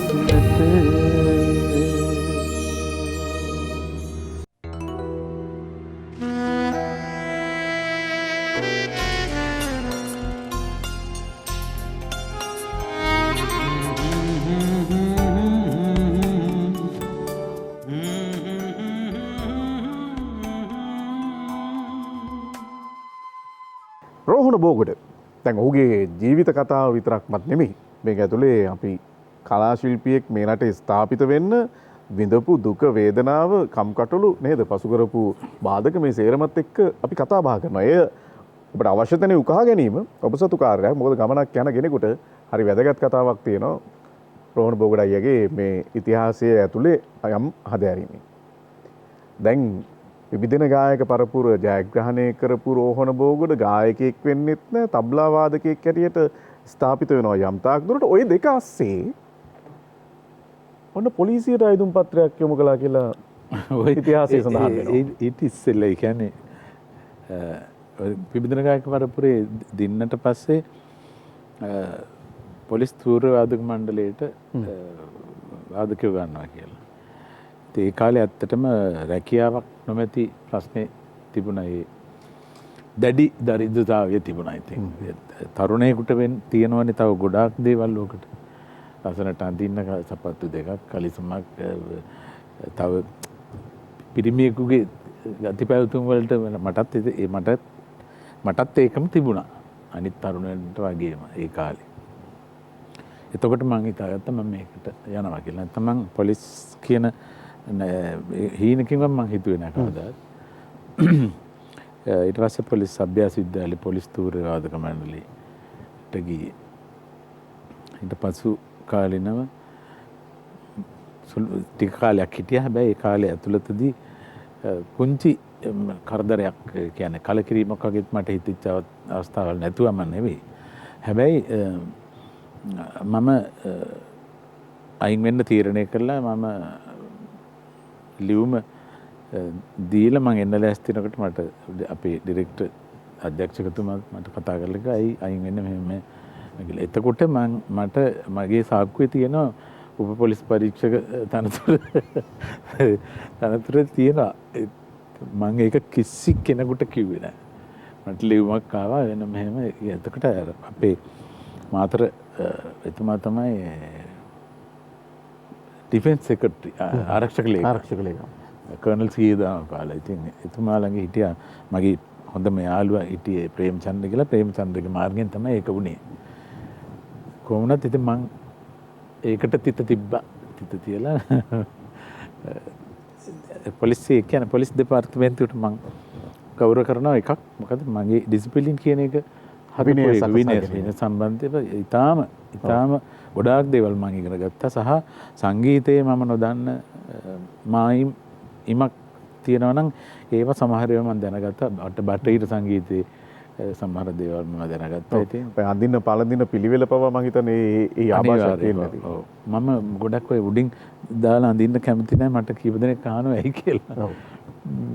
ඒක මම පොලිසිය මම හිතන්නේ උදේ රැට නිදාගෙන උදේට නැගිටිනකොට මම මුළු ඇඳම රැල්ලක්වත් තියන්නේ නැතුව තමයි නැගිටින්නේ. හැබැයි ඉතින් අද හිටියනම් ජ්‍යෙෂ්ඨ පොලිස් අධිකාරී රෝගණ බෝගඩ මහත්මයා මෙතන ඇවිල්ලා ඉන්නවා කියලා අපිට කතා කරන්න තිබ්බා නේද? ඔව් පොලිසිය නායකයා කියලා දින්නේ පොලි බොස්සෙන්ටත් කියලා නේද? ඉතින් ඔබ ඒ පොලිසිය නිවත් වීමත් සමගම ඊළඟට ගන්න පියවර මොකද්ද? පොලිසිය ඉඳිද්දිම තමයි මගේ යටි අරමුණක් තිබුණා ගුවන්විදුලියට පැන ගන්න කොහොමද. එතකොට මේක ෆෙන්ෂනබල් විශ්‍රාමික රැකියාවක් පොලිස් දෙපාර්තමේන්තුව. ඉතින් කාලයක් මං ගෙවලත් ඉවරයි. එතකොට නමුත් මං දැඩි තීරණයක් ගත්තා. මගේ හිත කිව්වා මේ උඹ ගණන් ওই තීරණය කියලා. ටක් ගාලා මං ඩිසිෂන් එක ගත්තේ වැඩි වෙලාවක් ගියේ නෑ. මං ඒකට ඇප්ලිකේෂන් දැම්මා ගුවන්විදුලියට. එතකොට සහන වාදකයෝ කියන්නේ රිලීෆ් කියන එක මේ අනියම් කැෂුවලුත් නෙවෙයි. සහන වාදක කියන්නේ ඇවිල්ලා ගීත 3ක් වාදනය කරුවාම ඒකට රුපියල් 7.50ව 3ක් දෙන්නේ. ඒකත් කවුරුත් නැත්තම්. ඒකත් කවුරුත් නැත්තම්. මම ඉතින් අරක දාලා මම ගුවන්විදුලි වාදක මණ්ඩලයට මම ඔඩිෂන් එකට කියන පරීක්ෂණයට වාඩි වුණා.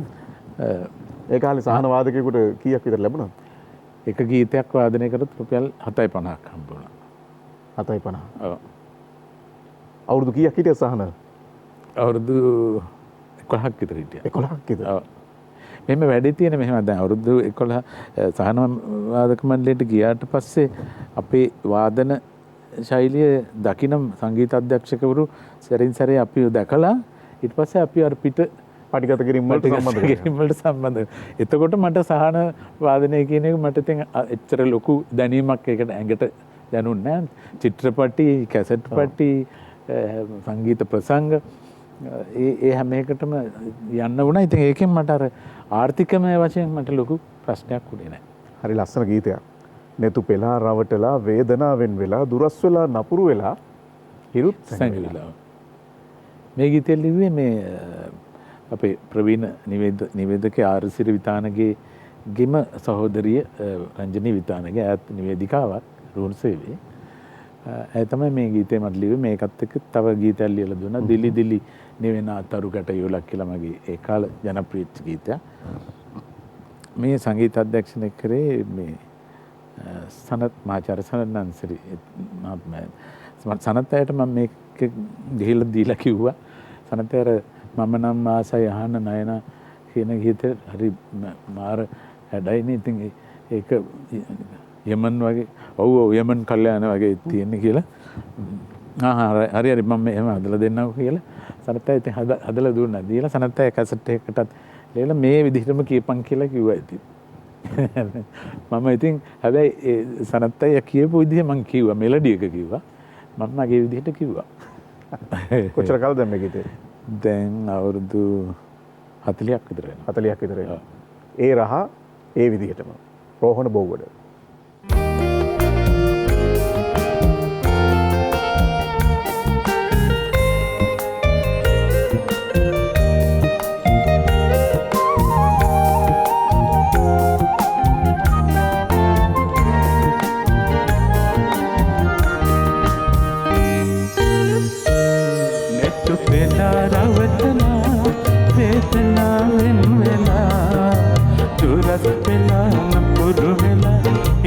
संग वेला ऐ अंदुरत हरला इत तवत मृतला संदु तेम्बिन वाला पेले मो संग बनवा ने तो पेला आवटला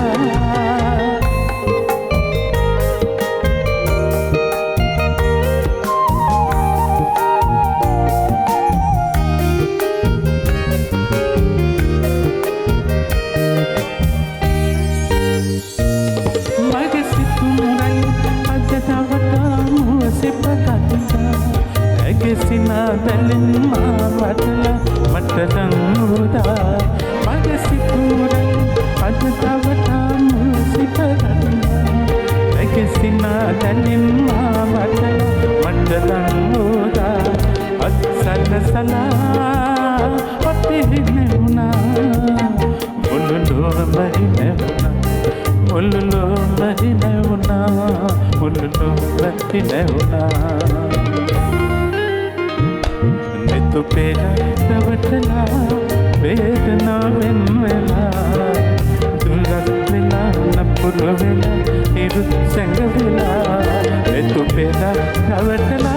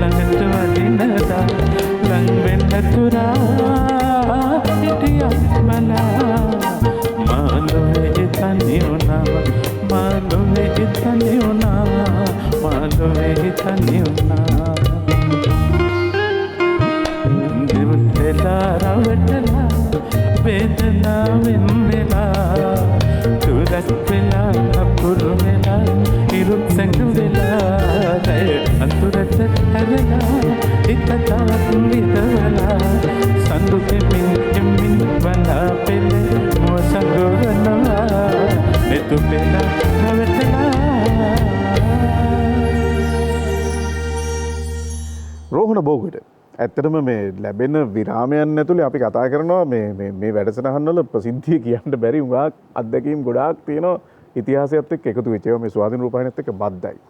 හරි අපි ඒ කතාවෙන් චුට්ටක් එවිටට යන්. අපි නැවතුනේ ගුවන්විදුලියේනේ. එතකොට දැන් අර සහන තබ්ලා වාදකයා හැටියට ඇවිල්ලා මේ ගුවන්විදුලි ස්ථාපිත වීම දක්වා තියෙනවා කතාන්තරයක්. ඔව් සහන වාදක මණ්ඩලය අවුරුදු 11ක් විතර හිටියා. ඊට පස්සේ අපිව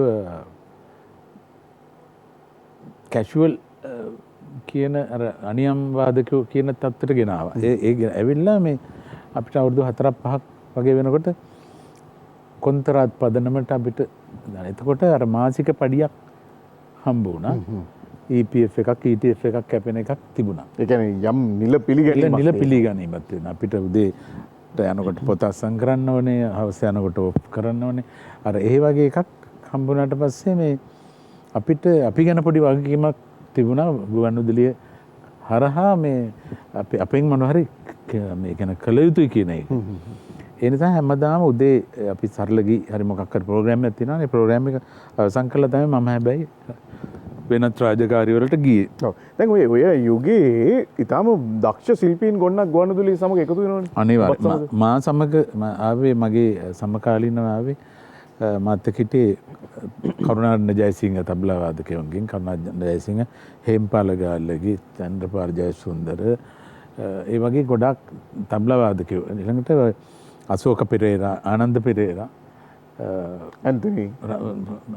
ඇන්තනි සුරේන්ද්‍ර එතකොට ඒ ගණේ ගොඩාක් අය මේ නිහාල් පෙරේරා සිතාරිස්ට් ඒ වගේ අතිදක්ෂ මේ වාදකයෝ ටිකක් තමයි අපිත් එක්ක ඇතුළු වුණේ. ඉතින් එතකොට පොඩ්ඩක් ඉතින් අපි පොඩි පෙරලියක් වගේ කරා.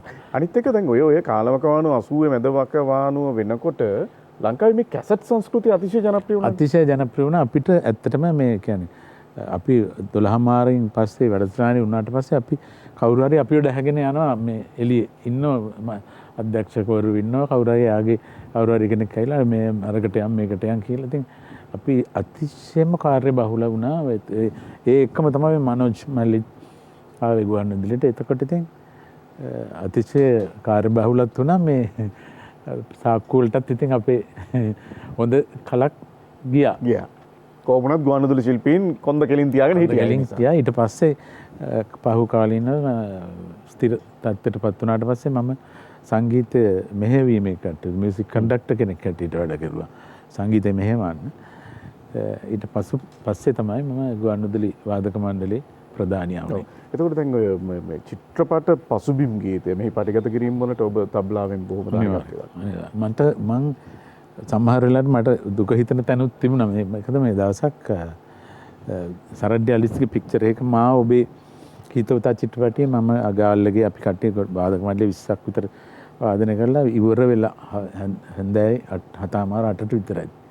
අපි තබ්ලා දාලා ඉතින් අපි නැගිටිනවා මේක ඉවර කළා. ඒ නැගිටිනකොට තමයි මට සරත් කියන්නේ මේ දැන් වාදනය කරපු ගීතය සින්දු කියන්නේ බෝඩ ඔයා තමයි කියලා. මං කිව්වා ඉතින් මේ දැන් මෙච්චර මහන්සිලා ඉඳිද්දි කොහොමද කියන්නේ කියලා. නෑ අද රැයට මේක මික්ස් කරලා වුණේ ෂූටින් ගෙනියන්න ජීවන්ගේ ෆිල්ම් එක ජීවන් කුමාරතුංග. ඉතින් මං ජීවන්ට තෑන්ක්ස් කරනවා. ජීවන් තමයි මට ඉස්සෙල්ලාම පළවෙනි චිත්‍රපටි මට දුන්නේ. මා ඔබ හිතවතා මායා දමයන්තිත් එක්ක මං ඒ ගීත ඉතින් කොහොම හරි ගායනා කරා. ඒකල ජනප්‍රියත්වයට පත් වුණා. ඊට පස්සේ චිත්‍රපටි 8ක 9ක වගේ මං ගීත ගායනා කරා. ගීත ගායනයෙන් දායකත්වයේ දක්වුවා. දැන් තව කාරණාවක් මෙතන. දැන් මේ දැන් මගේ අතේ තියෙනවා මේ ගංගා කැසට් පටය. මේ කැසට් පටයත් ඔබේ තාම රහ ගීත සමුච්චයක් අඩංගු වෙලා තිබුණු ඊළඟ කැසට් පටය.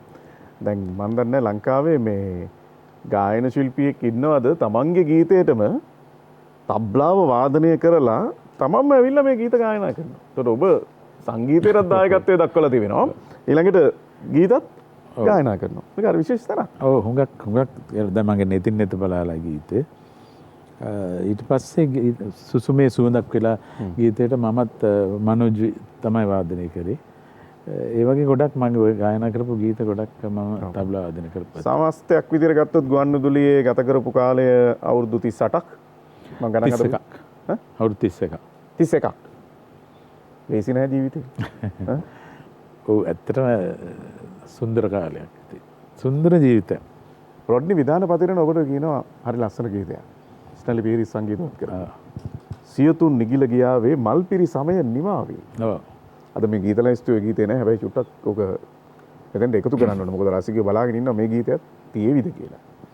පොඩි කොටසක් හරි අපි ගායනා කරනවා. සියතුන් නිගිල ගියා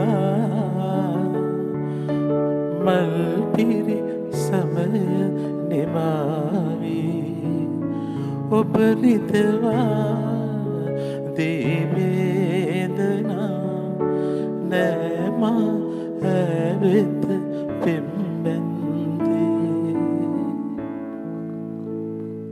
එවනම් දයාදල්ලිස් රචනා කරන ලද ස්ටැන්ලි පීරිස් සංගීතවත් කරපු අර දැන් අර මනෝජ් සහෝදරයාත් තබ්ලා වාදනයෙන් සහයෝගය දක්වායි කිව්ව සුසුමින් සුවඳක් වෙලා කියන ගීතය ගායනා කරන්න අවස්ථාව උදා කරගෙන. මොකද තව ටික වෙලාවයි ඔබත් එක්ක රැඳෙන්න අපිට ඉතුරු වෙලා තියෙන්නේ.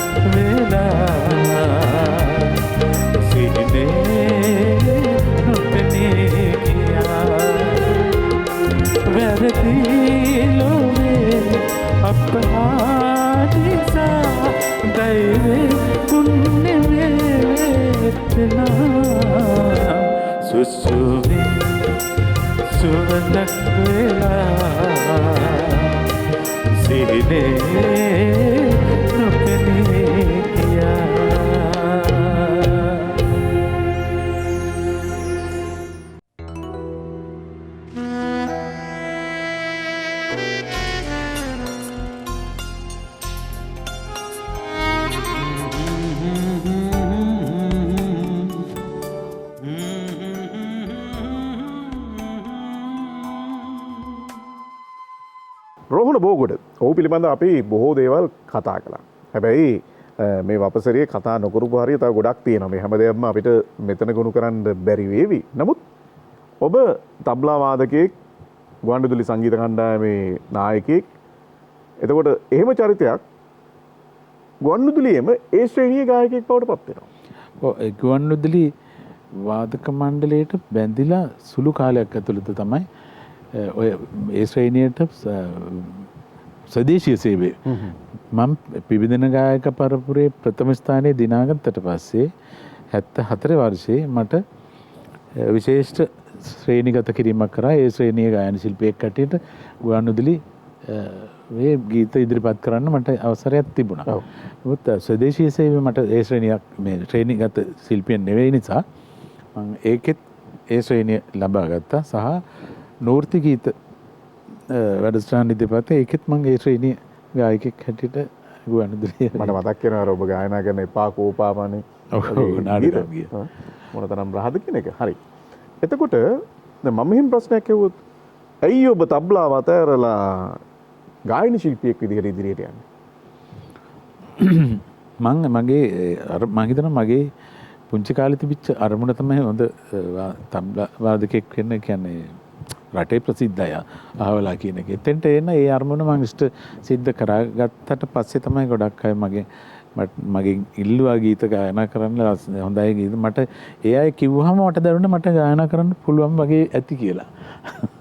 ඊට පස්සේ තමයි ඔය නැතින් නැත බලලා ඔය සින්දු කොටසක් සින්දු 4ක් 5ක් විතර මම මේ කරා. දැන් නැතින් නැත බලලා කරාට පස්සේ ආචාර්ය වික්ටර් නායක සංගීතවත් කරපු දිලි දිලි නෙවෙනා තරු ගැටයුලක් රංජන විතාන ගෙලිවේ ඒ ගීතයයි උපන්න සියලු ආත්මයේ දුරස්ව ඉන්නන මගේ පළවෙනිම තැටිගත කරපු යුග ගීතය සුජාත අත්තනායකත් එක්ක මම ගායනා කරේ. සහ ජීවිතේ පාළු වෙරළේ මා කියලා දැන් ඒක අහන්නත් නෑ. හරිම ලස්සන ගීතයක්. කුලරත්න ආර්යවංශයන් ලියපු ගීතයක්. මම දැන් ওই විදිහට අහන්න එක හේතුවක් උනේ දැන් ඇත්තටම අය මේ තබ්ලා වාදකයෝ ගායකයෝ වෙච්ච අවස්ථා බොහොම එකයි දෙකයි තියෙන්නේ. ඔව් ඇත්තටම තබ්ලා වාදකෙක් දක්ෂ තබ්ලා වාදකෙක් ටී ෂෙල්ටන් පෙරේරා විමල් ජයශ්‍රී ආරත්න මහත්මයා ඒ අය වාදකයෝ. ඒ ඇරෙන්න වාදකයෝ මේ තබ්ලා වාදකයෝ මේ ගායකයෝ වෙච්ච විරලයි.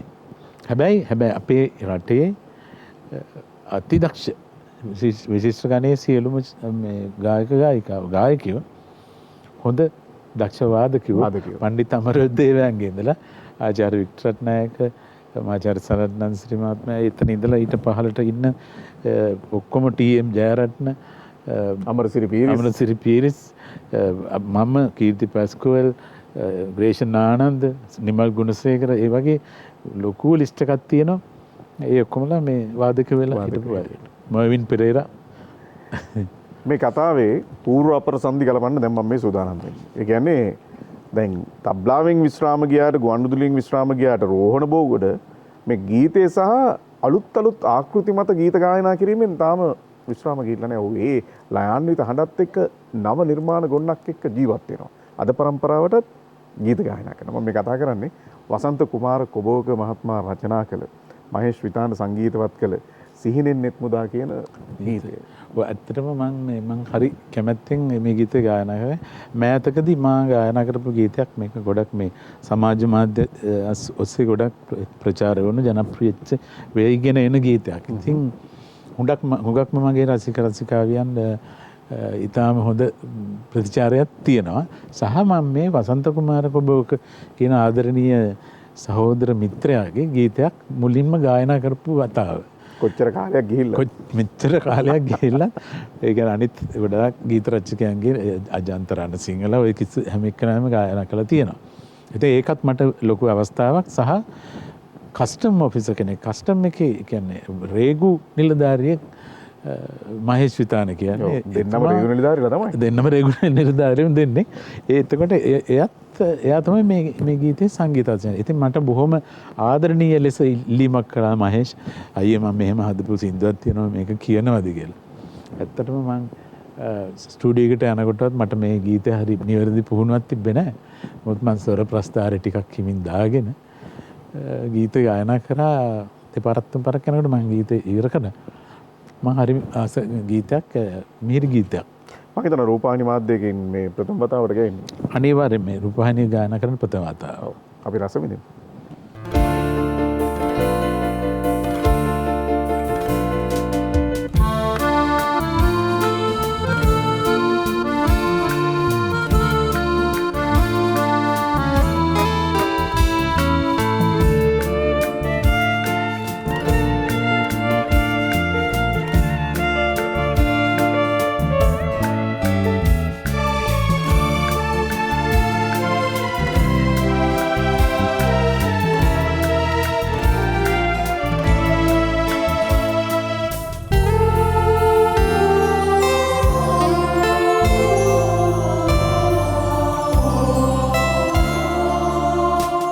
සිනයෙන් පුතා බලනු මැන රාත්‍රියේ වඳුරේ නිම්නයේ නිදිවරා සිටිනුයේ මල් සමේ මායිමේ සැඟවෙලා සීතලේ කාටවත් කිනොකි දහස් ඇස් ආදරේ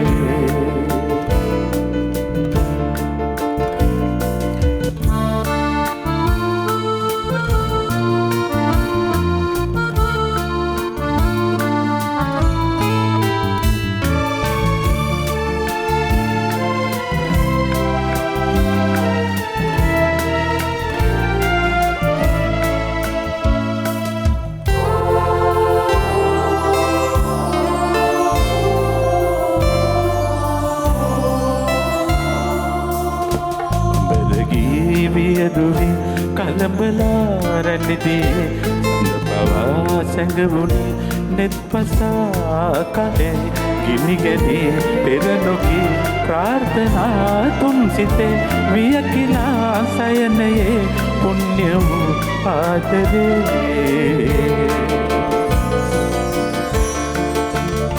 සිනයෙන්නෙත් මුදා බලනු මැන රාත්‍රියේ ගම්දුරේ නිම්නයේ නිදිවරා සිටිනුයේ මල් සමේ මායිමේ සැඟවෙලා සීතලේ කාටවත් කිනොකි දහස් ඇස් ආදරේ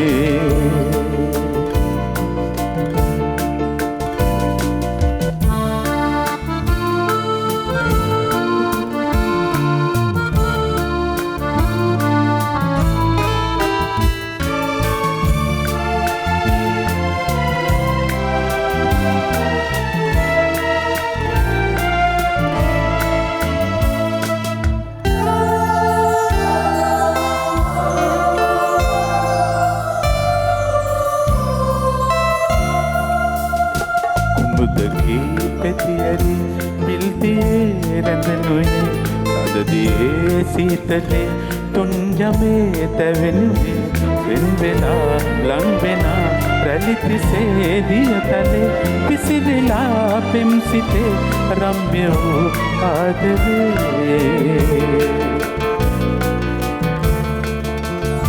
සිනයෙන්නෙත් මුදා බලනු මැන රාත්‍රියේ ගම්දොරේ නිම්නයේ නිදිවරා සිටිනුයේ මල් සමේ මායිමේ සැඟවෙලා සීතලේ කාටවත් කිනොකි දහස් ආදරේ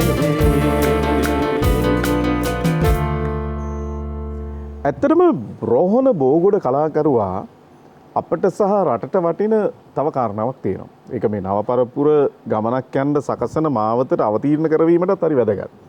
ඔබ බොහොම වටින තීරකවරයෙක් විදිහට රූපවාහිනී මාධ්‍ය කටයුතු කරනවා. මට මතකයි ඒ යුගයේ ITN රන්තරු සංගීත කණ්ඩායම් තෝරනකොට. මම මුලින්ම විනිසුරවරයෙක් හැටියට කටයුතු කරන්න ආවෙත් ඉස්ලාම රූපවාහිනී සේවය මේ ITN ස්වාධීන රූපවාහිනිය. මගේ මුල්ම විනිසුරු කාර්ය කෙරුවේ ඒකෙන් තමයි ITN රන්තරු. ඊට පස්සේ තවත් අර පොඩි ළමා වැඩසටහනක් තිබුණා. ඒකෙත් විනිසුරවරයෙක් හැටියට කටයුතු කරා. එතනින් තමයි මගේ ආරම්භය. ඊට පස්සේ අද ඒක බොහොම දියුණුවටපත් වෙලා තියෙනවා. දැන් අද දැන් මේ තීරකවරයෙක් විදිහට විනිශ්චය මණ්ඩල නියෝජනය කරන කෙනෙක් හැටියට මේ අද පරපුර ගැන ඔබ දකින්න දැක්මත් මේ වැඩසටහනට එකතු වීම හරි වැදගත්. අද පරපුර ගැන ඉතින් මෙහෙමයි මට එක පැත්තකින් අපි කතා කරනකොට ගොඩක් සාමාන්‍යයෙන් ජේෂ්ඨයෙක් කතා කරනකොට මේ නව පරපුර ගැන ටිකක් ද්වේෂ සහගතව කතා කරන අවස්ථාවල් මම දැකලා තියෙනවා. මෙහෙම ඒ අය ජේෂ්ඨයන්ට එහෙම නැත්නම් තමන්ට වැඩිය වැඩිහිටියන්ට සැලකීම පිළිබඳව ඒ ඔවුන්ට තියෙන ආකල්පය උන්ගේ පෞල් පසුබිම සහ ඔහු ජීවිතේ පටන් ගත්තු පසුබිමත් එක්ක තමයි ඒක පැටලලා තියෙන්නේ. ඒක දැන් අපි ගුරුවරයෙකුට ගෞරව කරන එක තව කවුරුත් කියලා දිය යුතු නෑ. ඒක අපි ගුරුවරයෙක් දැක්කම අපි දන ගහලා වඳිනවා. නමුත් මේ ජේෂ්ඨ ගායකයෙක් ගායිකාවක් දැක්කම දන ගහලා වඳින්න කියන එක නෙමෙයි. ඊට වැඩි ටිකක් ඇතුළාන්තයට ගිහිල්ලා මේ ජේෂ්ඨයෝ කියන දේවල් වල තියෙන මොකක් හරි ගැඹුරක් තියෙනවා නම් ඒක විතරක් ගන්න. උන්ගේ අවශ්‍ය දේ විතරක් අරගෙන අනවශ්‍ය දේවල් ටික අතහැරියට කමන්නේ නව ඒ කියන්නේ නවකෝ හැටියට. ඔවුන් ගැන ටිකක් ඔයිට වැඩිය වටිනාකමින් බලන්න ඕනේ. හේතුව මේ සංගීත ශ්‍රේෂ්ඨය පටන් ගන්න කාලේ අපිට කලින් හිටපු પરම්පරාව බැලුවාම මේ මිනිස්සු බොහොම දුක් මහන්සියලා දුක් කරදර විඳලා මේ AC කිසිම දෙයක් කිසිම වායු සමීකරණ ශබ්දාගාරවලත් නෙවෙයි මේ ගීත පටිගත කරලා අපිට රස දෙන්න දීලා ඒ අය ඒගොල්ලන්ගේ ලෝකෙට ගියා. කමිස ගලවගෙන පටිගත කිරීම. කමිස ගලවගෙන ඇත්තටම ඇඳුම් ඒ කියන්නේ රස්නේ මම දන්නවා මේ ඩෝල වාදකෙක් හිටියා පූජි ස්මයිල් කියලා. මේ බැනිම ෂර්ට් එක ගලවලා මෙහෙම මෙරිකනෝ දාඩිය. ඒ තරම් කැපවීමකින් මහා විශාල මුදලක් නෙවෙයි. නමුත් ගීතයක් පටිගත කරා මුළු වාදක මණ්ඩලයේම එක සැරේට ගායකයව ගායිකාවත් එක්ක පටිගත කරනවා. එක්කෙනෙක්ගේ අතින් පොඩි වරදීමක් වුණොත් ආයේ මුලින් ඉඳලා සියලු දෙනා වාදනය කරන්න ඕනේ. ඉතින් එක ගීතයක් සමහර දවස්වල මම වාදනය කරලා තියෙනවා. රොක් අයිය ටිකක් හරීම වැදගත් විදිහට ගීත හරියටම ඇකියුරේට් ගන්න කෙනෙක් MK රොක්සාමි.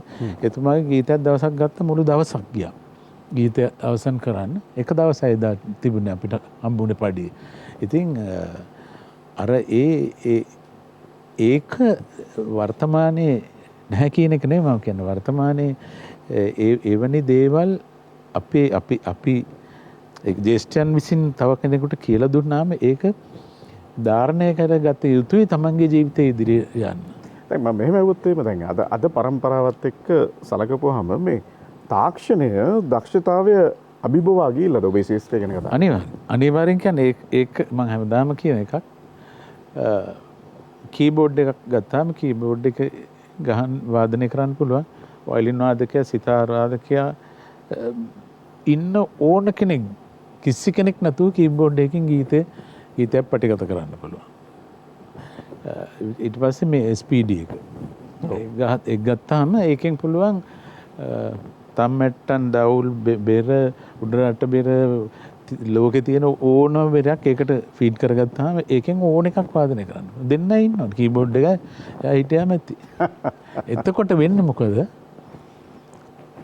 මුලින් ඉඳලා A to Z ඉගෙන ගන්න සංගීතයේ විෂයක් හැටියට හදාරන වාදකෙක් හැදිලා එන එක ඔහු මැට්ටෙක් කරනවා මේක. එතකොට කවදාවත් ආයේ අපි නෙවෙයි මේ වගේ දක්ෂ වාදකයෝ ආයේ කවදාවත් බිහි වෙන්නේ නැහැ. අර විජේමුනි රෝහණ රචනා කරපු ආචාර්ය වික්‍රත්නායක තනු නිර්මාණය කරපු ගීයක් ඔබේ ඉතාම ජනප්‍රියයි. මලක සුවඳ පතා. මේ වගේ වැඩසටහනක අන්තය දකින්න ඔන්න වෙන්න තියලා හරි ඒක චුට්ටක් මුහුණනවා නම් මම හිතනවා ඔබේ අර ජනප්‍රිය කුලකයට මේවත් වැටෙනවා. මම කැමතියි එහෙම උත්සාහයක් දරනවා. මලක සුවඳ පතා රුවට වසඟ වෙලා එමල නෙලන්න එපා සිතක සතුට පතා රුවට වසඟ වෙලා සෙනෙහි පුදන්න එපා සෙනෙහි පුදන්න එපා. බන්දුල නානක්කාර වසම් සහෘදයා රෝහණ බෝගුඩට ලියනවා රචනා කරනවා ඔබ පෑසිනාව නෙතු කඳුලක් වී තුන් සිතක් කලඹමින් පෙම් සිතක් පුබුදු ඕකත් බන්දු අපි දෙන්න අපි මාතරනේ. ඉතින් මේ විශාල ප්‍රශ්න ගොඩක් තියෙන කාලයක් තිබුණා එක 80 ගණන් වල. ඉතින් අපි දෙන්න මේ පාලම උඩ හම්බුණු ගම මං කොළඹ යන්න බෑගේ දාගෙන බස් එකට යනවා. චැලී එක තමයි මේ බන්දු ආවේ මම බන්දුට කිව්වා ටිකක් 6-8 එකක් වගේ සින්දුවක් මට ලියලා දෙන්න බන්දු මේ කියලා. මචං මට කොහොම හරි ඉක්මනට ඕනේ කියලා. ඉතින් බන්දු ඕකේ ලියලා තිබුණේ මේ ඒ කියන්නේ මේ මට සංගීත සංදර්ශන වලත් කියන්න පුළුවන් තත්ත්වක නේද මං කෝ පොඩ්ඩක් මේ ඒ ෆාස්ට් වගේ එකක් කියලා. ඒක ඒ විදිහට තමයි ලියලා තිබුණේ. ඕක ලියලා බන්දුට ලැජ්ජයි ඒක. ඒ වගේ ගීතයක් ඇයි ලිව්වේ කියලා මං කෝ හේතුව නෑ මචං අර නිකන් මොකද්ද ලාමක ප්‍රේමයක් කියලා. මොකද්ද කිව්වා ලස්සන වචනයක්. ඉතින් මේ ඒක නිසා මං කෝ ඔක ලියලා දීපන්කෝ මං. එළ මම මේක කියලා රෝහණ විරසිංහට දීලා රෝහණ මේකට මෙලඩි එකක් දාලා දුන්නාට මං කියලා මේක ජනප්‍රිය වුණාට පස්සේ බන්දුට මං කිව්වා. කොයිතරම් රහද කිව්වොත් මම නම් කැමති මේ දැන් මේකේ ඇත්තක් තියෙනවා මොකද මට මගේ ලොවත් නැහැ. මට ඔබේ පෙමත් නැහැ. මට ඔබේ පෙමත් නැහැ. ඒ රෝහණ බෝගට.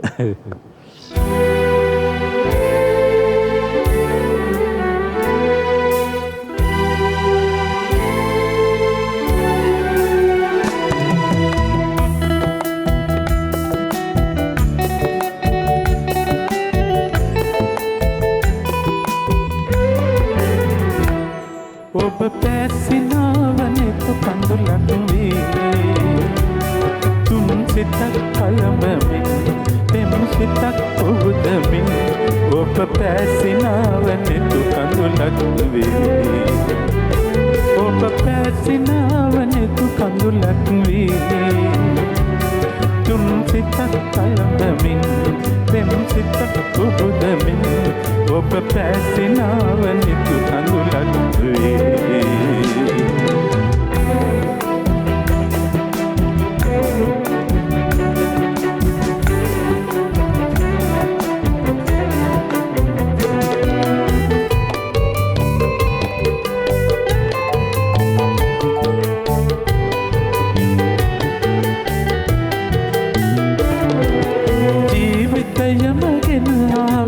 ඔබේ මදෝතින් ඒ දිවියම නතර කළේ ඔබේම දැතින් ජීවිතයම ගෙන ආවේ ඔබේ මදෝතින් ඒ දිවියම නතර කළේ ඔබේම දැතින් මට මගේ ලොවත් නෑ මට ඔබේ පෙමත් නෑ මට මගේ ලොවත් නෑ මට ඔබේ පෙමත් නෑ ඔබ පැසිනාවනේ කඳුලක් දී තුන් සිතක් කලඹමින් පෙම් සිතක් පුබුදමින් ඔබ පැසිනාවනේ කඳුලක් දී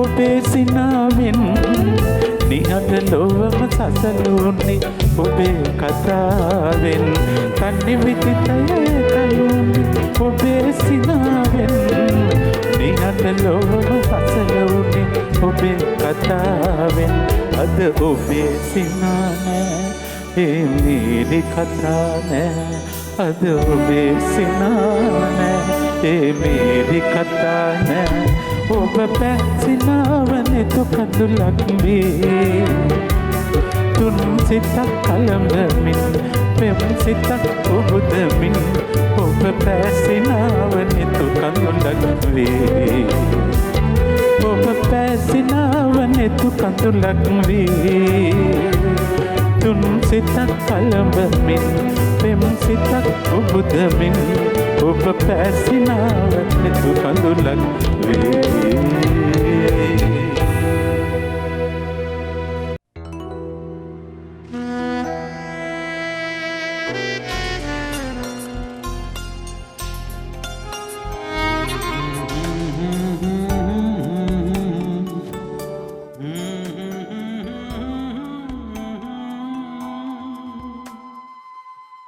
අපි මේ කතාවේ අවසානයක් දක්වා දැන් ඇවිල්ලා තියෙනවා. මම හිතනවා පැය දෙකකට ආසන්න කාලයක් වැඩි කාලයක් අපි ඔබත් එක්ක ඔබේ ජීවිතේ කළ කී දෑ කතා කළා. එහෙම මිනිස්සුන්ට කතා කරන්න දෙයක් ඉතුරු වීමත් මොනතරම් වටිනවද කියලා මට හිතෙනවා. ඔබේ මේ ගීත සමුච්චය සහ ඔබ කළ කී දෑ දිහා ආපු වෙලාව බලනකොට. ඒක ඔබට දැනෙන හැටි. ඔව් ඇත්තටම ඒ කියන්නේ ගුවන්විදුලියේ අවුරුදු 31ක් සහ සංගීත ශ්‍රේෂ්ඨයේ අවුරුදු 50කට 40කට වැඩි කාලයක් ශ්‍රේෂ්ඨයේ නියැලී ඉඳින්න ගමන් නොඑක් දේවල් මේ රටේ වෙන දේවල් අපේ සංගීත ශ්‍රේෂ්ඨයේ වෙන හොඳ නිර්මාණ අපේ අලුත් අය එහෙම නැත්නම් මේ ආධුනික ගායක ගායිකාවෝ කරන වැරදි මගේ සීලුම දේවල් මම දකිමින් ඉන්නවා. ඉතින් සමහර අති දක්ෂ ගායක ගායිකාවෝ ටිකක් ඉන්නවා ඉදිරියට එන්න. අපි මේ මොකද අපි හැමදාම මේක රැඳිලා ඉන්නේ නැහැ. අපි කලකදී මේකෙන් අයින් වෙනකොට මේ අපේ ඉන්ඩස්ට්‍රි එක මේක බාර ගන්න ඕන බොහොම ගෞරවයෙන්. මේ ඉන්ඩස්ට්‍රි එක බාර ගන්නකොට අපි මොනවා හරි හොඳ දෙයක් ඔවුන්ගේ අතට දීලා තමයි අපි මේකෙන් කවදා හරි අයින් වෙනවා. ඉතින් මම හිතනවා අපි දීපු ප්‍රමාණය හොඳටම ඇති කියලා මේ වර්තමානයේ ඊළඟට එන પરම්පරාවට. ඉතින් ඒ අයට තව ගොඩාක් දේවල් තියෙනවා අපේ પરම්පරාව සහ අපිට කලින් પરම්පරාවේ චරිතාපදානය වෙනම අරගත්තොත් ඒ අය හැම එක්කෙනාටම තියෙන හරි සුන්දර අතීතයක් සහ කටුක අත්දැකීම්. ඒ හැම දෙයක්ම එකතු කරගෙන තමන්ගේ ජීවිතයට සාර්ථක කරගන්න මම හැම ආදරණීය අපේ ඉදිරියට එන ගායක ගායිකාවන්ට ආත් දෙක එකතු කරලා මම ඉල්ලා හිටිනවා ගෞරව කරන්න ජ්‍යෙෂ්ඨයන්ට ඔබට අනාගතේ පැහැදිලිව පාර සොයා ගන්න පුළුවන් වෙයි කියලා. අපි හරි සතුටු වෙනවා ඔබේ ප්‍රකාශය පිළිබඳව. සහ මේ වැඩසටහන නරඹනවා දැන් ඔබේ බිරිඳ සහ ඔබේ දරුවන් මම කැමති මේ පිළිබඳව සටහනක් එකතු කරනවා.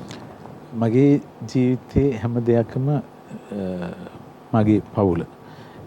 මගේ දරුවන් බිරිඳ සියලු දෙනා මට මගේ සහෝදර සහෝදරියෝ පවුලේ අය සියලුම දෙනා මට මේ ගමන එන්න මහා මෙරක් වගේ උදව් උපකාර කරලා තියෙනවා. ඉතින් දරුවෝ සංගීතයට එකතු වෙලා ඉන්නවද? මගේ පුතා නැහැ. මට ඉන්නේ එකම පුතයි. එයාව මම සංගීතය හැදෑරීමට යෙදුවේ නැහැ. එයා වෙනත් රැකියාවක නියැලෙන කෙනෙක් හොඳ රැකියාවක් එයා කරනවා. ඉතින් හැබැයි ඔහු ඒ කියන්නේ විනෝදයට සාමාන්‍යයෙන් සංගීතය අහනවා, හදාරනවා, එහෙම එකක් කරනවා. මගේ මුණුපුරෙක් ඉන්නවා. මුණුපුරා සංගීත විශාරදවරයෙක් හැටියට මගේ දෙවෙනි මම හිතන්නේ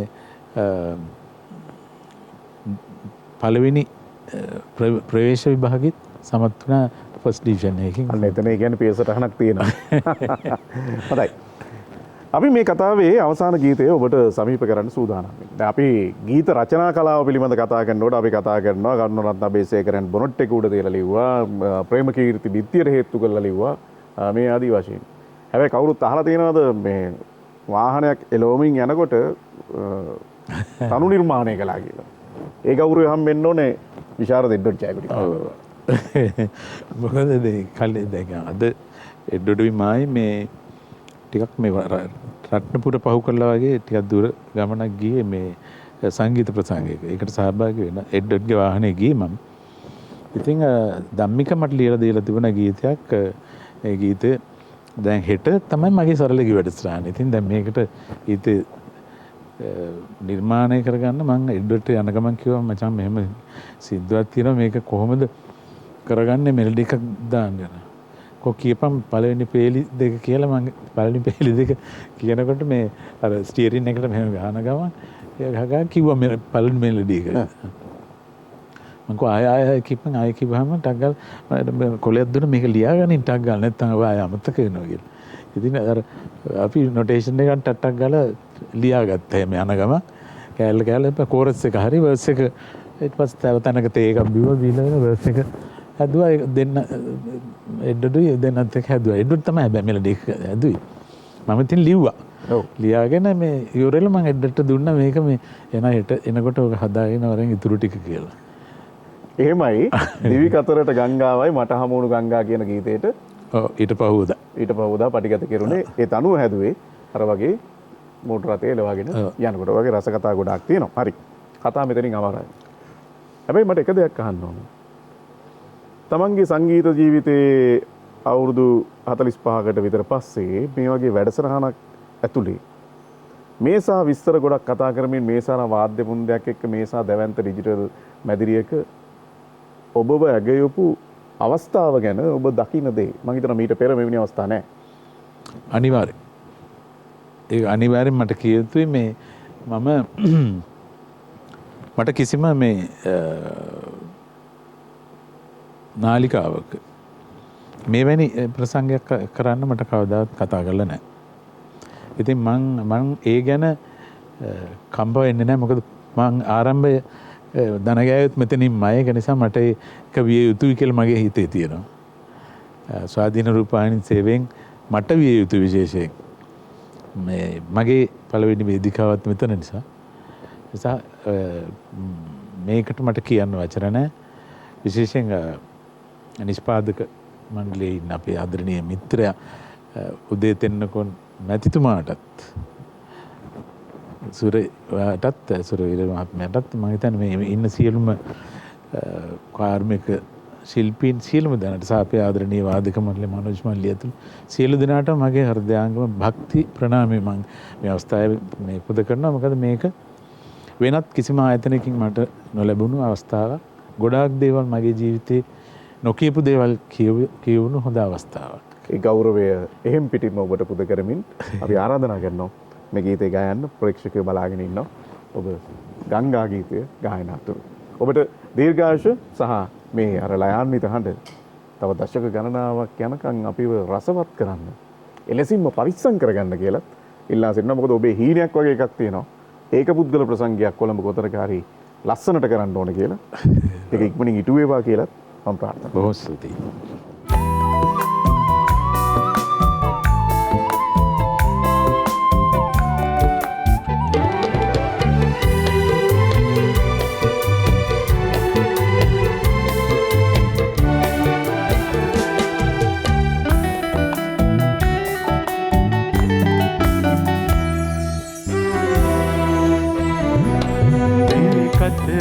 ගංගාවයි මට හමු ගංගා දියති තුරු මගේ සරණට ඔබ මගේ ගංගා දිවි කමනේ ජයමාවත අඳුනා තුන් ගංගා ඔබේ සෙනෙහස නොලැබුණුදා ආතනිවේ ගංගා